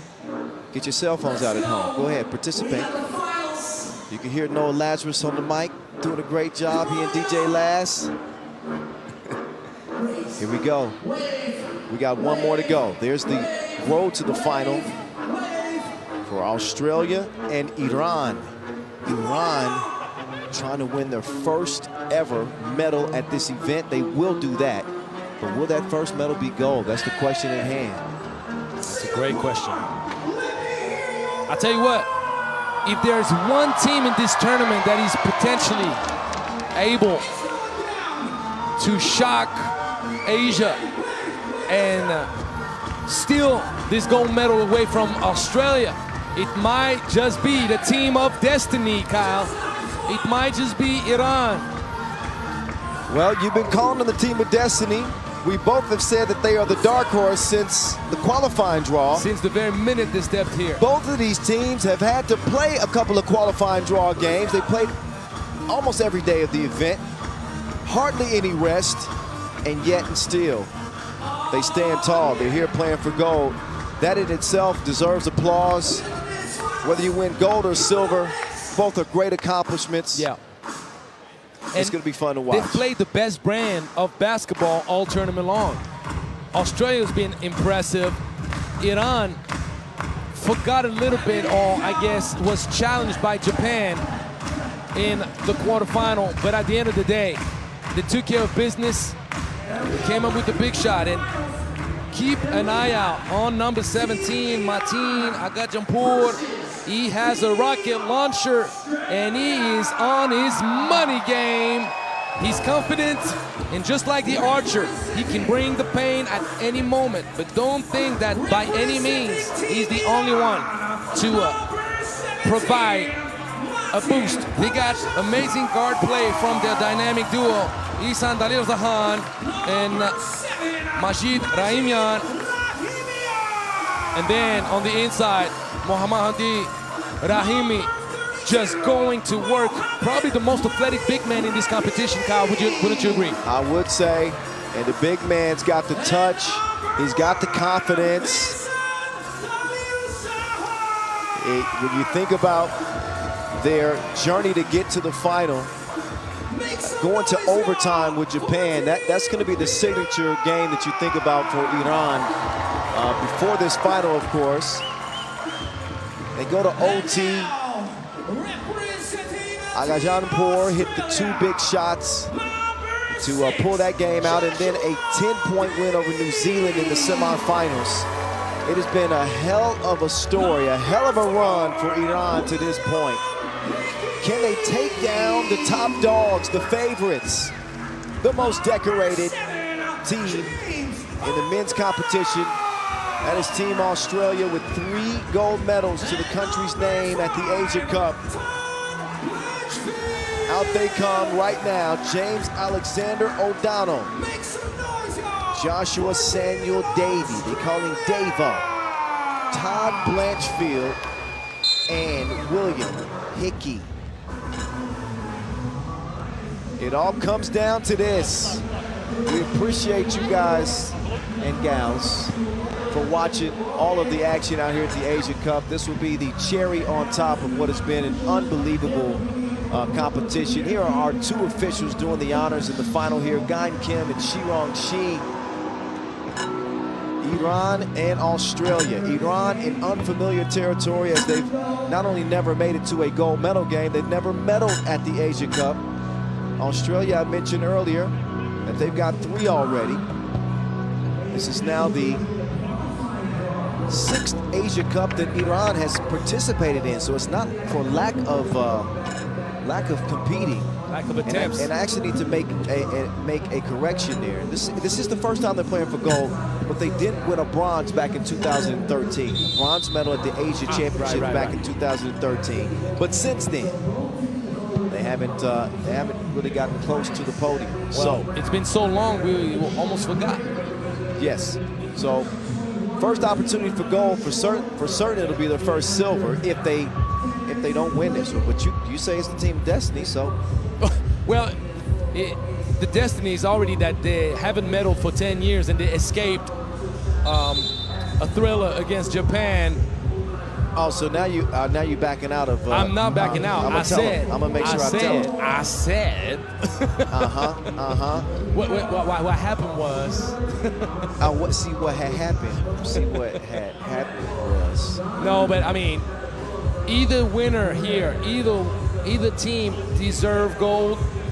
Australia's been impressive, but at the end of the day, the only undefeated team alongside Australia is right in front of it. It's Iran. All right, here we go.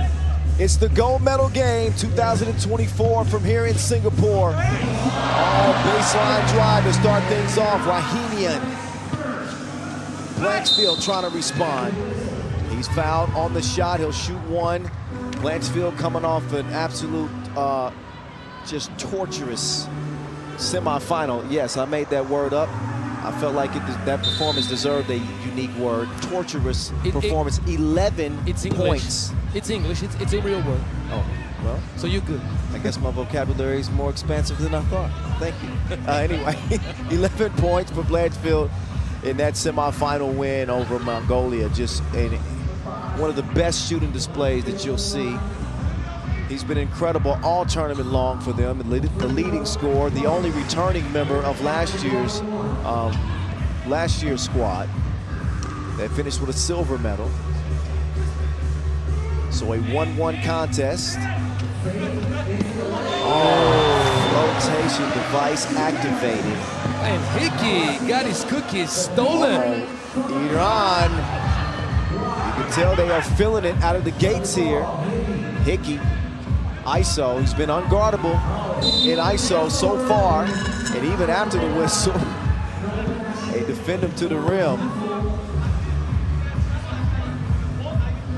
Look at Rahimian moving past O'Donnell. He's going to have that advantage. If he can hit that floater consistently all game long, look out. Look out.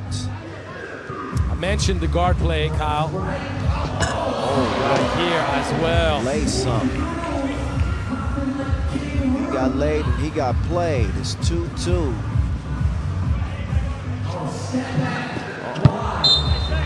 There's a Zahan. Tough attempt there. But the resilience that this Iran team has shown has been impressive. It's been fun to watch. For Australia, it's been the dominance that's been impressive. He said, take the muscles elsewhere. Delirzahan using the quickness, the brains over brawn on that particular possession. As we stay locked up at 2-2, 8 seconds left on the shot clock as the 18-year-old O'Donnell starts the possession for the Aussies. Blanchfield, he will misfire to the left. Davo hustles it down, but he stepped on the line. There's one team that has played with as much passion and intensity as the Aussies in this tournament. It is Iran. Now, passion for passion, strength for strength, skill for skill. Can Iran come up with the goal? Very tough. It would be a Cinderella story. For sure. Blanchfield has cooled off a little bit since the semifinal, obviously. But once he finds his touch, look out. So Iran thanking their lucky stars that Blanchfield hasn't come into this game ablaze. Delirzahan defending Davey to start the possession. Donald dip into the bucket, and there's a foul. That one called, I believe, on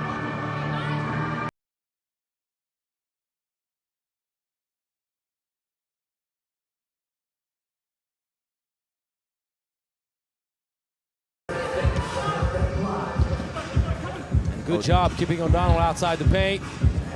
Blanchfield got the step, he's got the length. Lay something. Blanchfield can do it all. Yeah, we tend to look at him as just a shooter, but he does do a good job getting to the rim as well. He's lengthy. Got a pretty quick first step for a dude that's 47. Don't tell him I said that. Don't tell him I said that. I think he's actually like 30. Let me look at it. Let me just make sure. He's 32, sir. He's 32. But the one thing that he can do as well is create for his teammates. And Hickey. Shooters roll. Hickey gets it to go down. Look at the defense from Hickey. The contest making double pump. Stuck to him like a spray tan. Now Hickey gets to the baseline. Does not finish. He plays at a frenetic pace. Oh, take that mess somewhere else, but wait. Foul call, there was a lot of body on that. Hard to argue. That whistle, that's a good call. Davey not happy with it, but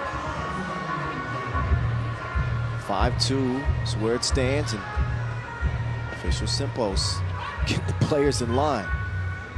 Yeah, she's warning Hickey for flopping on that last shot that he took on the baseline that had the shooter's touch and dropped in.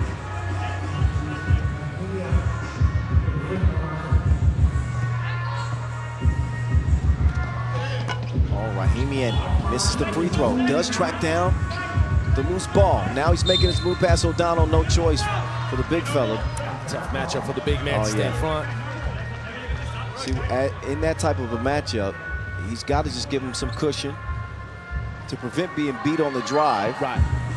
And just enough to where he can contest the shot if necessary. But if you get that close on the guard, it's good night. Uh-oh. Man, Rahimi, he's athletic for a big. Gave him the jab step. Does not make the bucket. Australia looking to add to this three-point lead. ISO game, Hickey. Hickey turns around. No. Loose ball goes to Iran. Hickey called for the foul. That's the fourth on Australia. Each team with 4 fouls. But Iran's still stuck at 2 points at the moment. I like the sportsmanship displayed in this interaction between Hickey and Agajampur. It's a loyal combat. Delirzahan hands it off. Long range attempt misfired. And it will go over to Australia.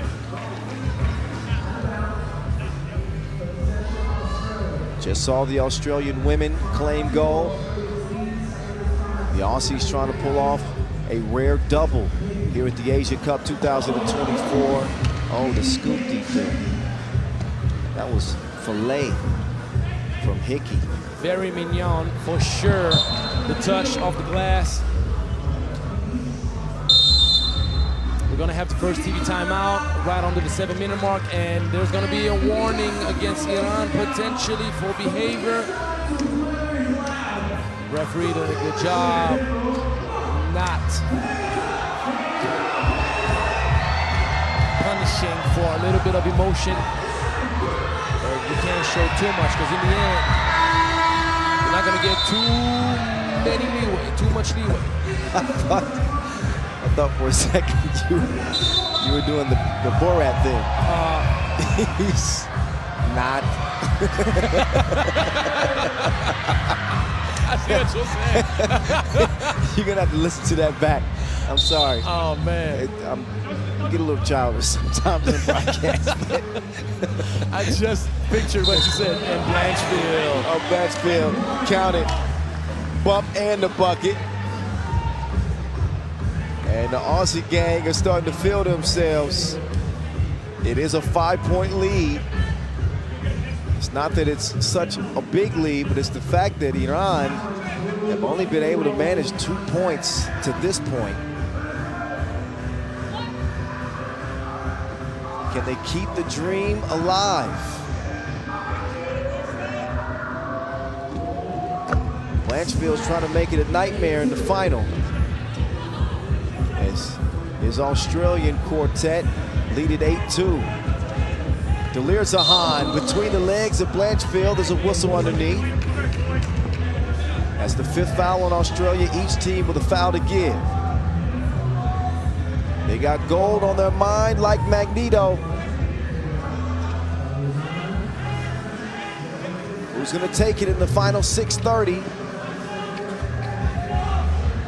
Nice, getting open. His foot did not leave the ground. Oh, it nearly hit the 2. Did not though.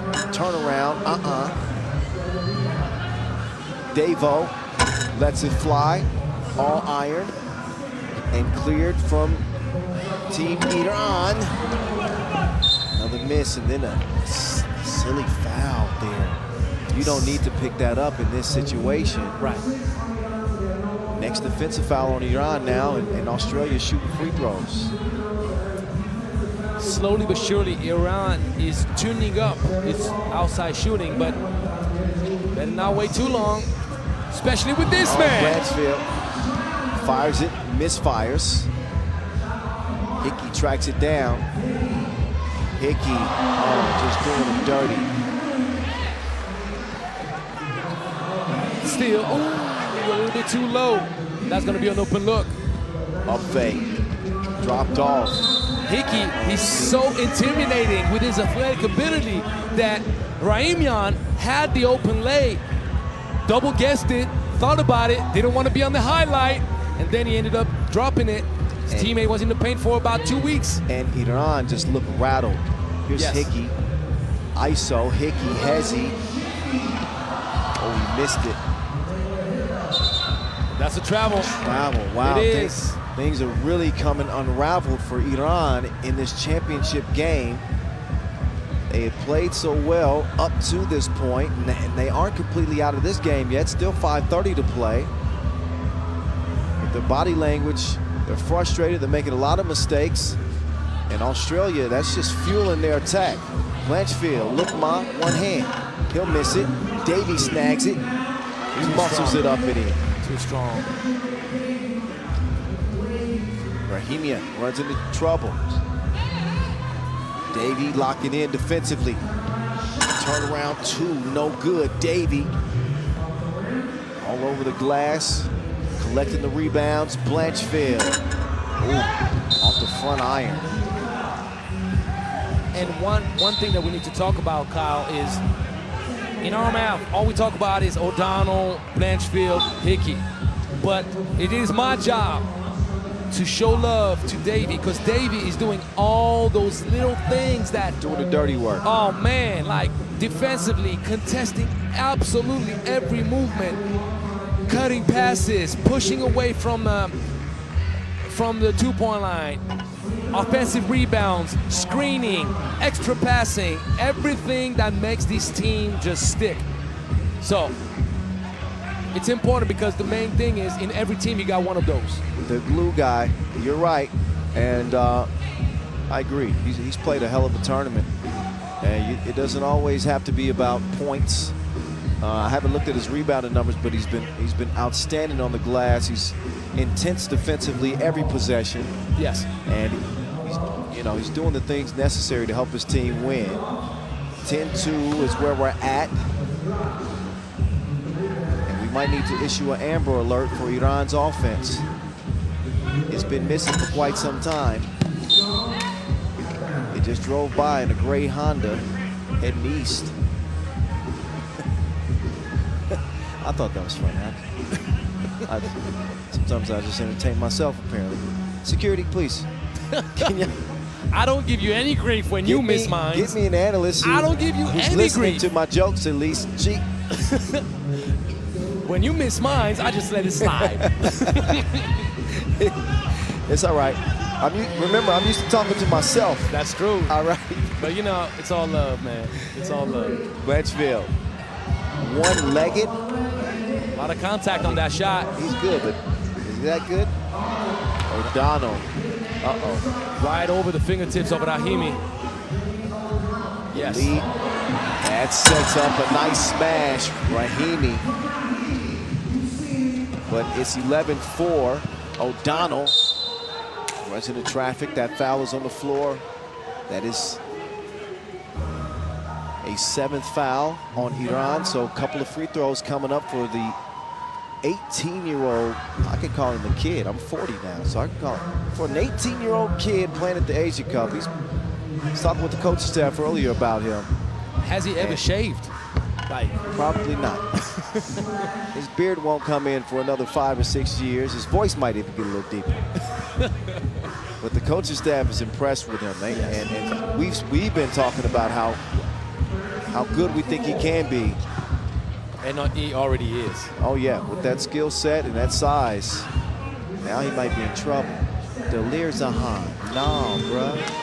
And he showed us the outside touch, the little fadeaways, little mid-range, and the seal position. You got to get out the paint, though. Let Davey get a shot. Why not? He's got a banking account, apparently. He cashes in from deep. It's 15-4. The lead is swelling like a pregnant belly. Meantime, Agahajanpour does make it a 15-6 game, but things are looking bleak for Iran. Try to sneak it between the legs of O'Donnell. TV timeout. 3:16 left. It looks like a runaway. And coincidentally, or ironically, the flex cam is up here in the arena.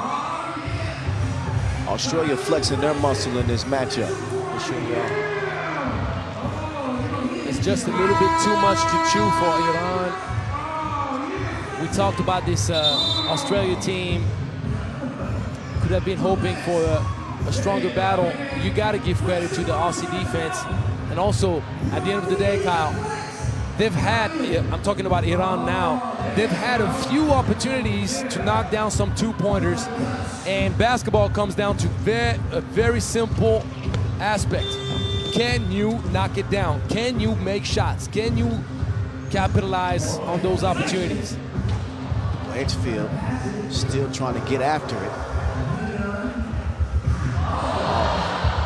Packed his lunch, have a nice day. Hickey. Oh, Hickey.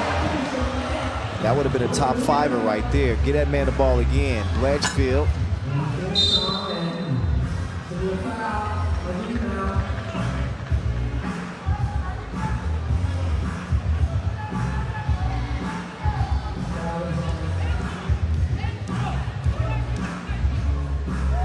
(15-6). Just trying to sort out what was going on there with the call here. Not sure, to be honest. I think it's the technical foul issued on Iran. I'm not sure if that was for behavior or what. I think behavior. In any case, Davo misses the free throw. Was the 8th defensive foul on Iran anyway, so 2 free throws upcoming. I think the frustration caused them to get a little bit too mouthy with the officials and got hit with the technical. I can imagine it would be a frustrating game for Iran because I'm sure they felt like the team of destiny. Or maybe he was just shooting the first free throw because he had a pair and everybody was kind of going to drink and stay behind. I'm not sure because he only shot 1 free throw, right? If it would have been the 15th foul, he would have had to shoot 2, but he only shot 2. We'll check the tape. Yeah, we'll check the tape. Plus 10. Desperation heat, 2:30 to play. Here in the gold medal game, Australia had been in control from the start. So they pick up another foul, but not many worries for the Aussies at this point. They have a 10-point lead with 2:24 to go.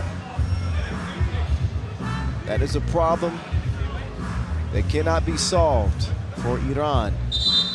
They won't have enough possessions. Actually, okay, there's a warning. Yeah, there's a warning. So it wasn't a behavior technical. You're right. It happens sometimes. Occasionally. Guess if I have to admit it, I was wrong, okay? No, you're not wrong. It was very confusing. No one went to the rebound. Yeah, I was. It's not your fault. Anyway, O'Donnell. This game is going off the rails as the broadcast has. 17-6. It is not close. Not even a little bit. Like you and your in-laws. Most in-laws. Most in-laws.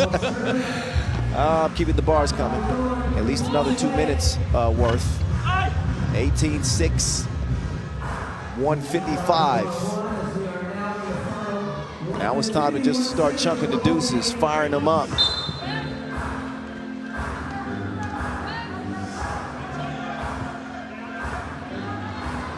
Buck 48.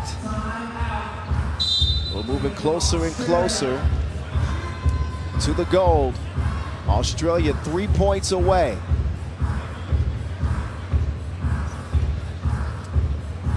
So if you're in the huddle for Australia at this very moment, you're talking about staying focused, finishing the game the right way, not playing around or starting to get pretty. You just want to have that gold medal around your neck, and the quickest way to go about it is to finish the way you've started. Get 21. Get 21. Don't get pretty. That's the name of the game.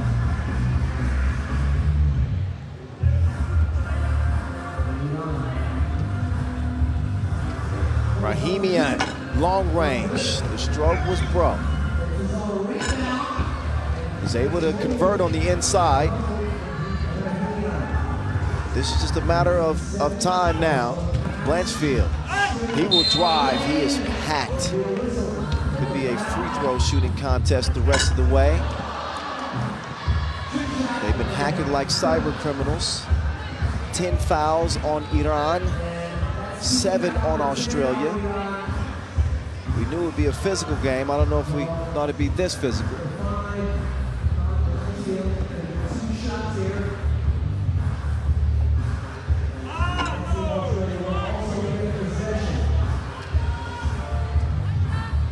Blanchfield, after missing the first, he'll get another attempt, but not only that, possession as well. The double penalty. Oh, there's the second one. It goes down. So a little bit of an anticlimactic. What in the world are you doing, Angelo? You can't see? Oh, yes, I can, but my man Aniol just hooked me up. That is the way you end it. I told you, Aniol, to put the glasses on me a little bit earlier. The kill shot coming from Todd Blanchfield, returning from last year's silver medal team. He one-ups himself. Gold this year for Australia. Congratulations to them as Australia pulls off a rare double. The women take gold and the men take gold. Here's another look at your final shot. I don't care what the stock market says. Australia sets the gold standard today. And they do it here in Singapore with incredible performances from their men and women's teams.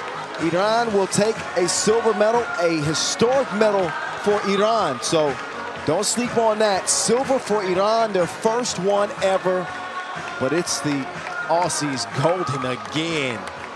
Hickey and company get it done. Congratulations. Way to play.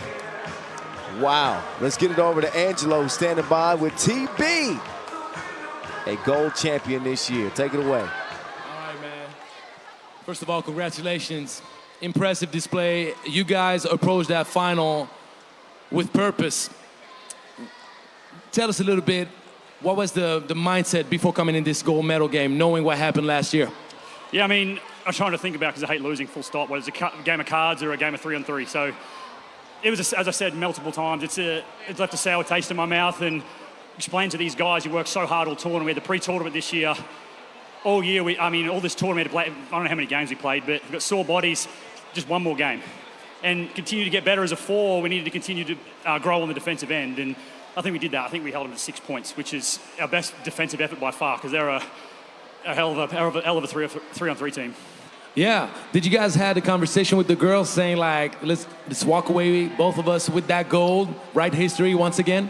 Yeah, I mean, they were up there last year and we weren't. So we had something, we want to be up there again this year, be up there again. We were up there 2 years ago. Unfortunately, missed out last year and back up there again this year. So back where we want to be, and just super proud of the guys. You know, we came in last minute and everyone bought into this. No matter who was making shots, who was defending, we had someone that could do a little bit of everything. So yeah, I'm super proud of the guys, and yeah, this is why we play.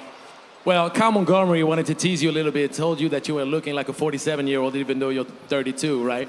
Oh, that's crazy, I know. But he said that you're a George Clooney lookalike. Anyway, I think you got a long run with the national team. You're asserting yourself as a leader, and we're looking forward to see you again, man. So good luck with everything. No, appreciate it. Thank you. Thanks, man. Hey, way to throw me under the bus, Angelo. I was just joking. Jeez Louise. Nothing but love for Todd Blanchfield and Team Australia. Hey, listen, being called George Clooney is actually a pretty big compliment there. No greater compliment than his team earning the gold medal. Angelo's back. Yeah, way to throw me under the bus there. Uh-huh. I had to get you at least once. See? There was no way I was going to take abuse all week and then not get you once. Oh, you're going to throw me under. Okay. Security. Seriously, this time. No, hey, great work, man. Hey, man, that was a lot amazing. of fun calling that action all the way from the qualifying draw here to the final, and to see the domination of Australia, you know, getting the double. The second time that they've done that. They did it in 2019 as well. And to see the men and the women claim gold again was special. Iran still, even in the loss, a historic tournament for them to take a silver medal. Yeah. The Mongolian teams both earning bronzes as well. That was another special moment in this tournament. New Zealand getting a silver again as well. So the top dogs still remain, but none better than Australia. Few last looks at the highlights in this one. The last shot delivered by Todd Blanchfield, the only returning member of last year's silver medal squad. Again, he one-ups himself, turned silver to gold with a 21-7 win. Can you imagine that we're not going to have Australia, this powerhouse team, at the Olympic qualifying tournament because of their loss to Mongolia last year? It's a shame, it's a pity, but that's the rule of the game. And that's why Blanchfield mentioned it, Kyle. Everything you work so hard for can get taken away from you at any moment in this game of 3x3. So being a dominating force does not guarantee victory. You have to go all the way and take care of business. And congratulations, Australia, for doing it this year. They do it big, in a big way. They're gonna have some new gold neckwear in just a moment as we get ready to acknowledge all of our medal-winning teams. We'll get to know what the team of the tournament is. And of course, see all of our teams come out and get a much-deserved spotlight on the podium. Our presentation party for this victory ceremony, Mr. Kon Yin Tong, Chairman, Sport Singapore. Mr. David Crocker, FIBA Executive Director. Mr. Quick Swee Kwan, CEO, Kallang Alive Sport Management. Mr. Galestine Tan, Event Director, FIBA 3x3 Asia Cup 2024. And Mr. Matthias Koh, Deputy President, Basketball Association of Singapore.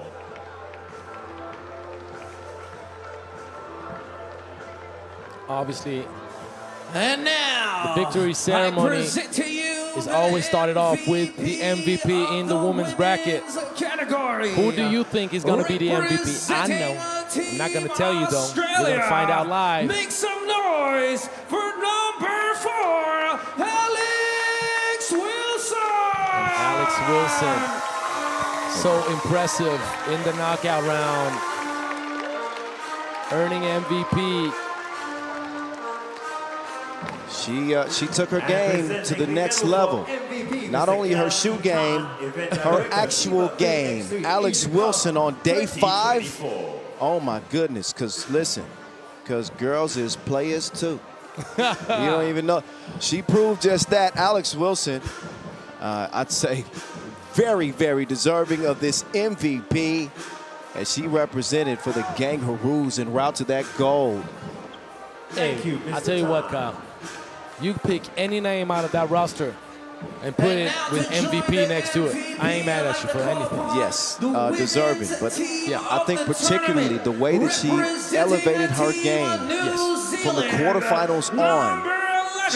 She was a unique player on the team. Yes. All tournament, but specifically the last day, she deserved that trophy.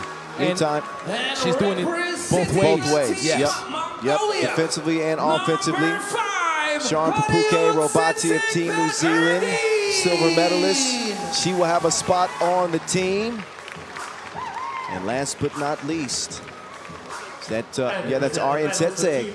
Bat Erdine Aryan Setseg will also get a spot on the all-tournament team 2024 of Team Mongolia. Congratulations to all of these ladies for their efforts and their results.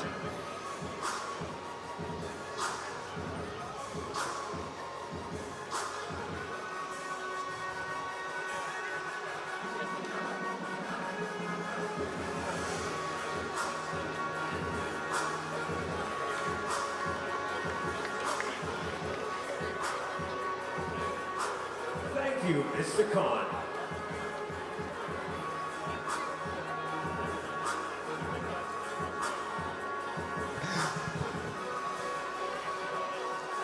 Thank you so All right, much next to the we'll see women's the team of the men's tournament. MVP. You got any guesses? Oh, man. Is it going to be Hickey? Is it And going to be now, Blanchfield? I present to you I the think it should be MVP Blanchfield.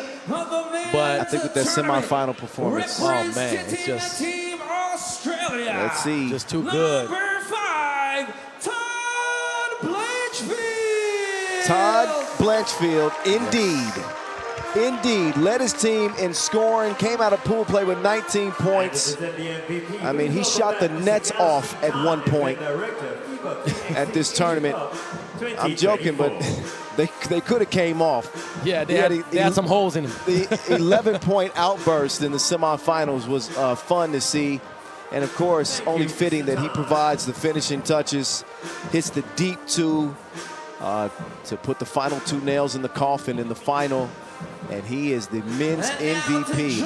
Don't go too far, Todd. You got some company that's going to join you soon. And it's only fitting after experiencing and feeling distraught the loss last year in the final to come back and not only earn that gold medal he wanted last year, but to get the individual accolades that would go with it. So Belur Zahan, who played an incredible tournament for Iran, He also gets a spot, so congratulations to Hassan Dalir-Zahan of Team Iran and the archer Anand Arianbo put on a show for Team Mongolia, and he is also a part of the team of the tournament.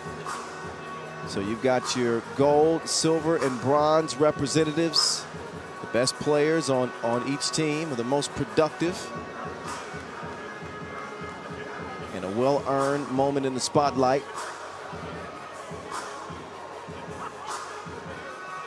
Thank you, Mr. Quick.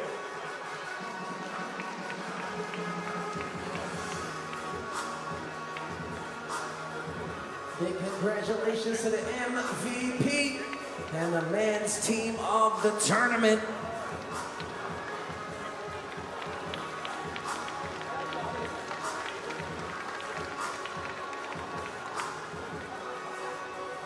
And now I present to you your bronze medalist in the women's category of the FIBA 3x3 Asia Cup Singapore. Make some noise for Team Mongolia!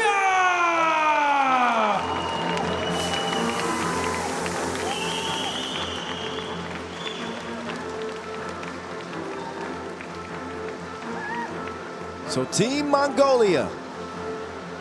That post-game interview with Kulan Inovatar was, man, that was heartfelt. And they put their heart into their campaign here in Singapore 2024.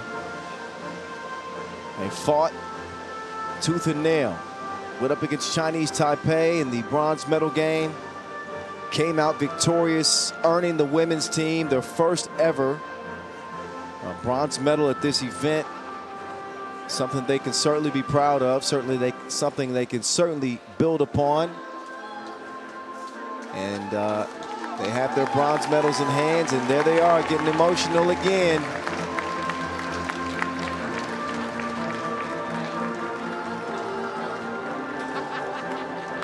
Sarenkom Mutsai, the tears are welling up. That's how much this game means to them. Now let's get some smiles in there too. There you go. There you go. I think that's how much this game means to all of us. And for those that have never played 3x3, Kyle, it's hard to grasp how magnified the emotions that you have playing basketball get when it's the game of 3x3. You have such level of ownership of the game. I think much more even than when you play 5-on-5. When you're on the court, you're just with yourself and your teammates. The coach is in the stands. You're on your own, and you got to get it done, which makes you feel even more empowered at the moment that you reach success.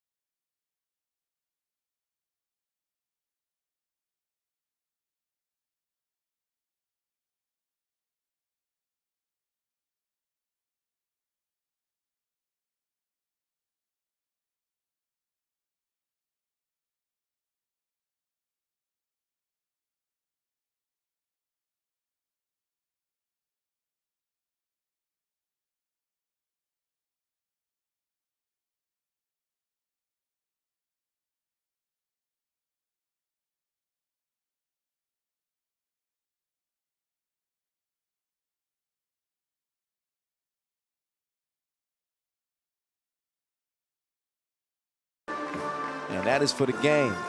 And now Gangaroos. I present to you your winners, gold medalists, champions of the women's category here at the FIBA 3x3 Asia Cup Singapore. Make some big noise for Team Australia!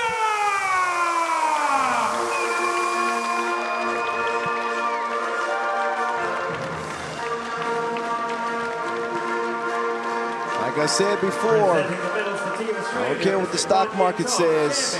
The gold standard is set by Australia today. They double up. Congratulations to the MVP number 4. Alex Wilson getting MVP Number 24. They do it unscathed. For you Mortal Kombat fans, a flawless victory. Flawless performance for the men and the women. The Kangaroos. Cleaning up the plate. They cleaned up the plate and licked their fingers. Because like our man Noah Ladaris would say, it's good. It's real good. It's finger licking good.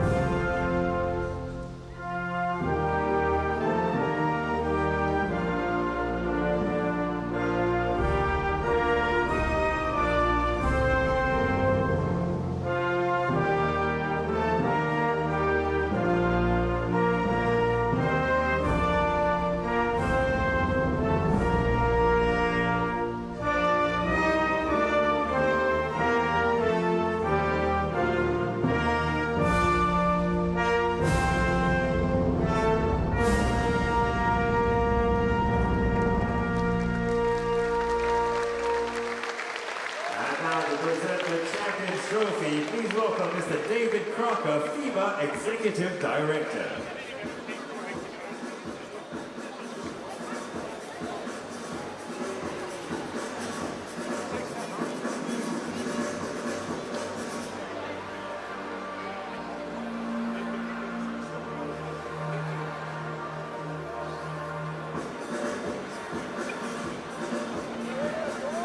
Thank you, Mr. Crocker. Once again, y'all, make some noise for your champions in the women's category. Let's hear it for Team Australia! And the confettis. Oh, that looks beautiful. Get ready to see this running on repeat on the gram. The golden confetti for the team with the gold trophy. And the gold necklaces, well earned, back-to-back years. Kangaroos. Throw your sets up one time. Throw your hood up. Representing Australia the right way. They've got their big trophy in hand. Congratulations. Coach Damon Lowry as well does a great, great job with them.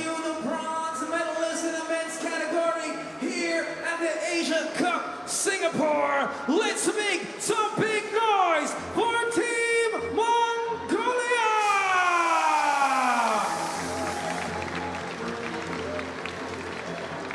And the bronze medal winners in the men's bracket. The youth of Mongolia. It's a pretty impressive feat for this team with with these young players, and even Anand Aryanbold is pretty young himself. Fight through the competition that they fought through and beat a team like New Zealand. Yes. Beat a team like New Zealand in that bronze medal game. Hats off to this Mongolian team. They're going to be celebrating tonight like it's gold, because they also pulled off a double, and this is a historic moment for them. First ever time the men's and women's teams have medaled at this event. First bronze for the women. I believe the first bronze for the men as well, as they've taken gold before, silver as well. But in any event, a double for the Mongolians. And imagine if you would take the archer who's 26, I'm not talking about a 30-year-old, who's 26. The age average of both teams combined is 22 years old. That means you got a promising future.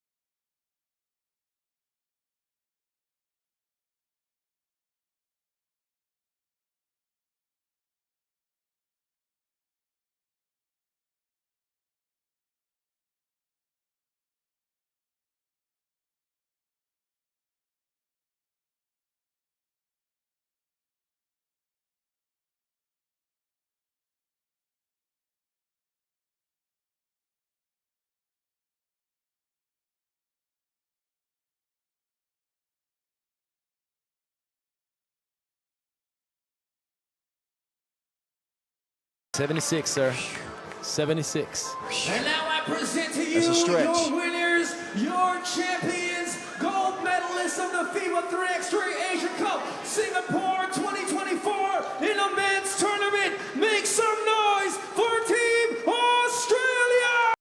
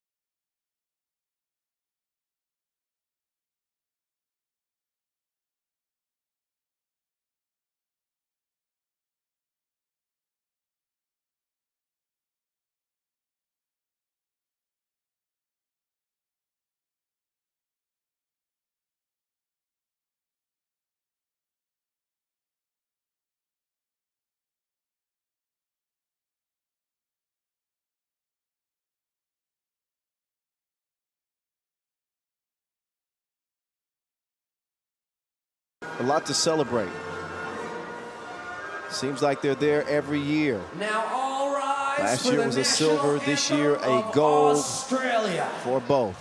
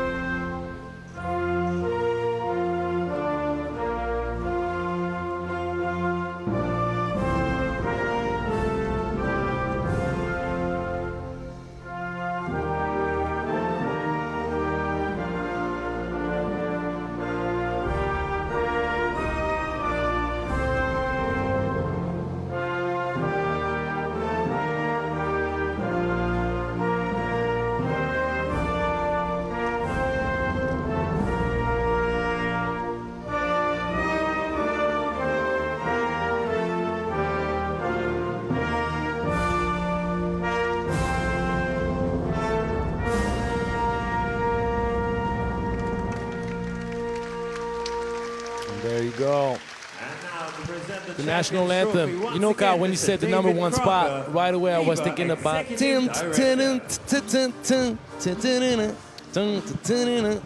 of course, the ludicrous remix. I'm coming for the #1 spot, right? Yes, sir.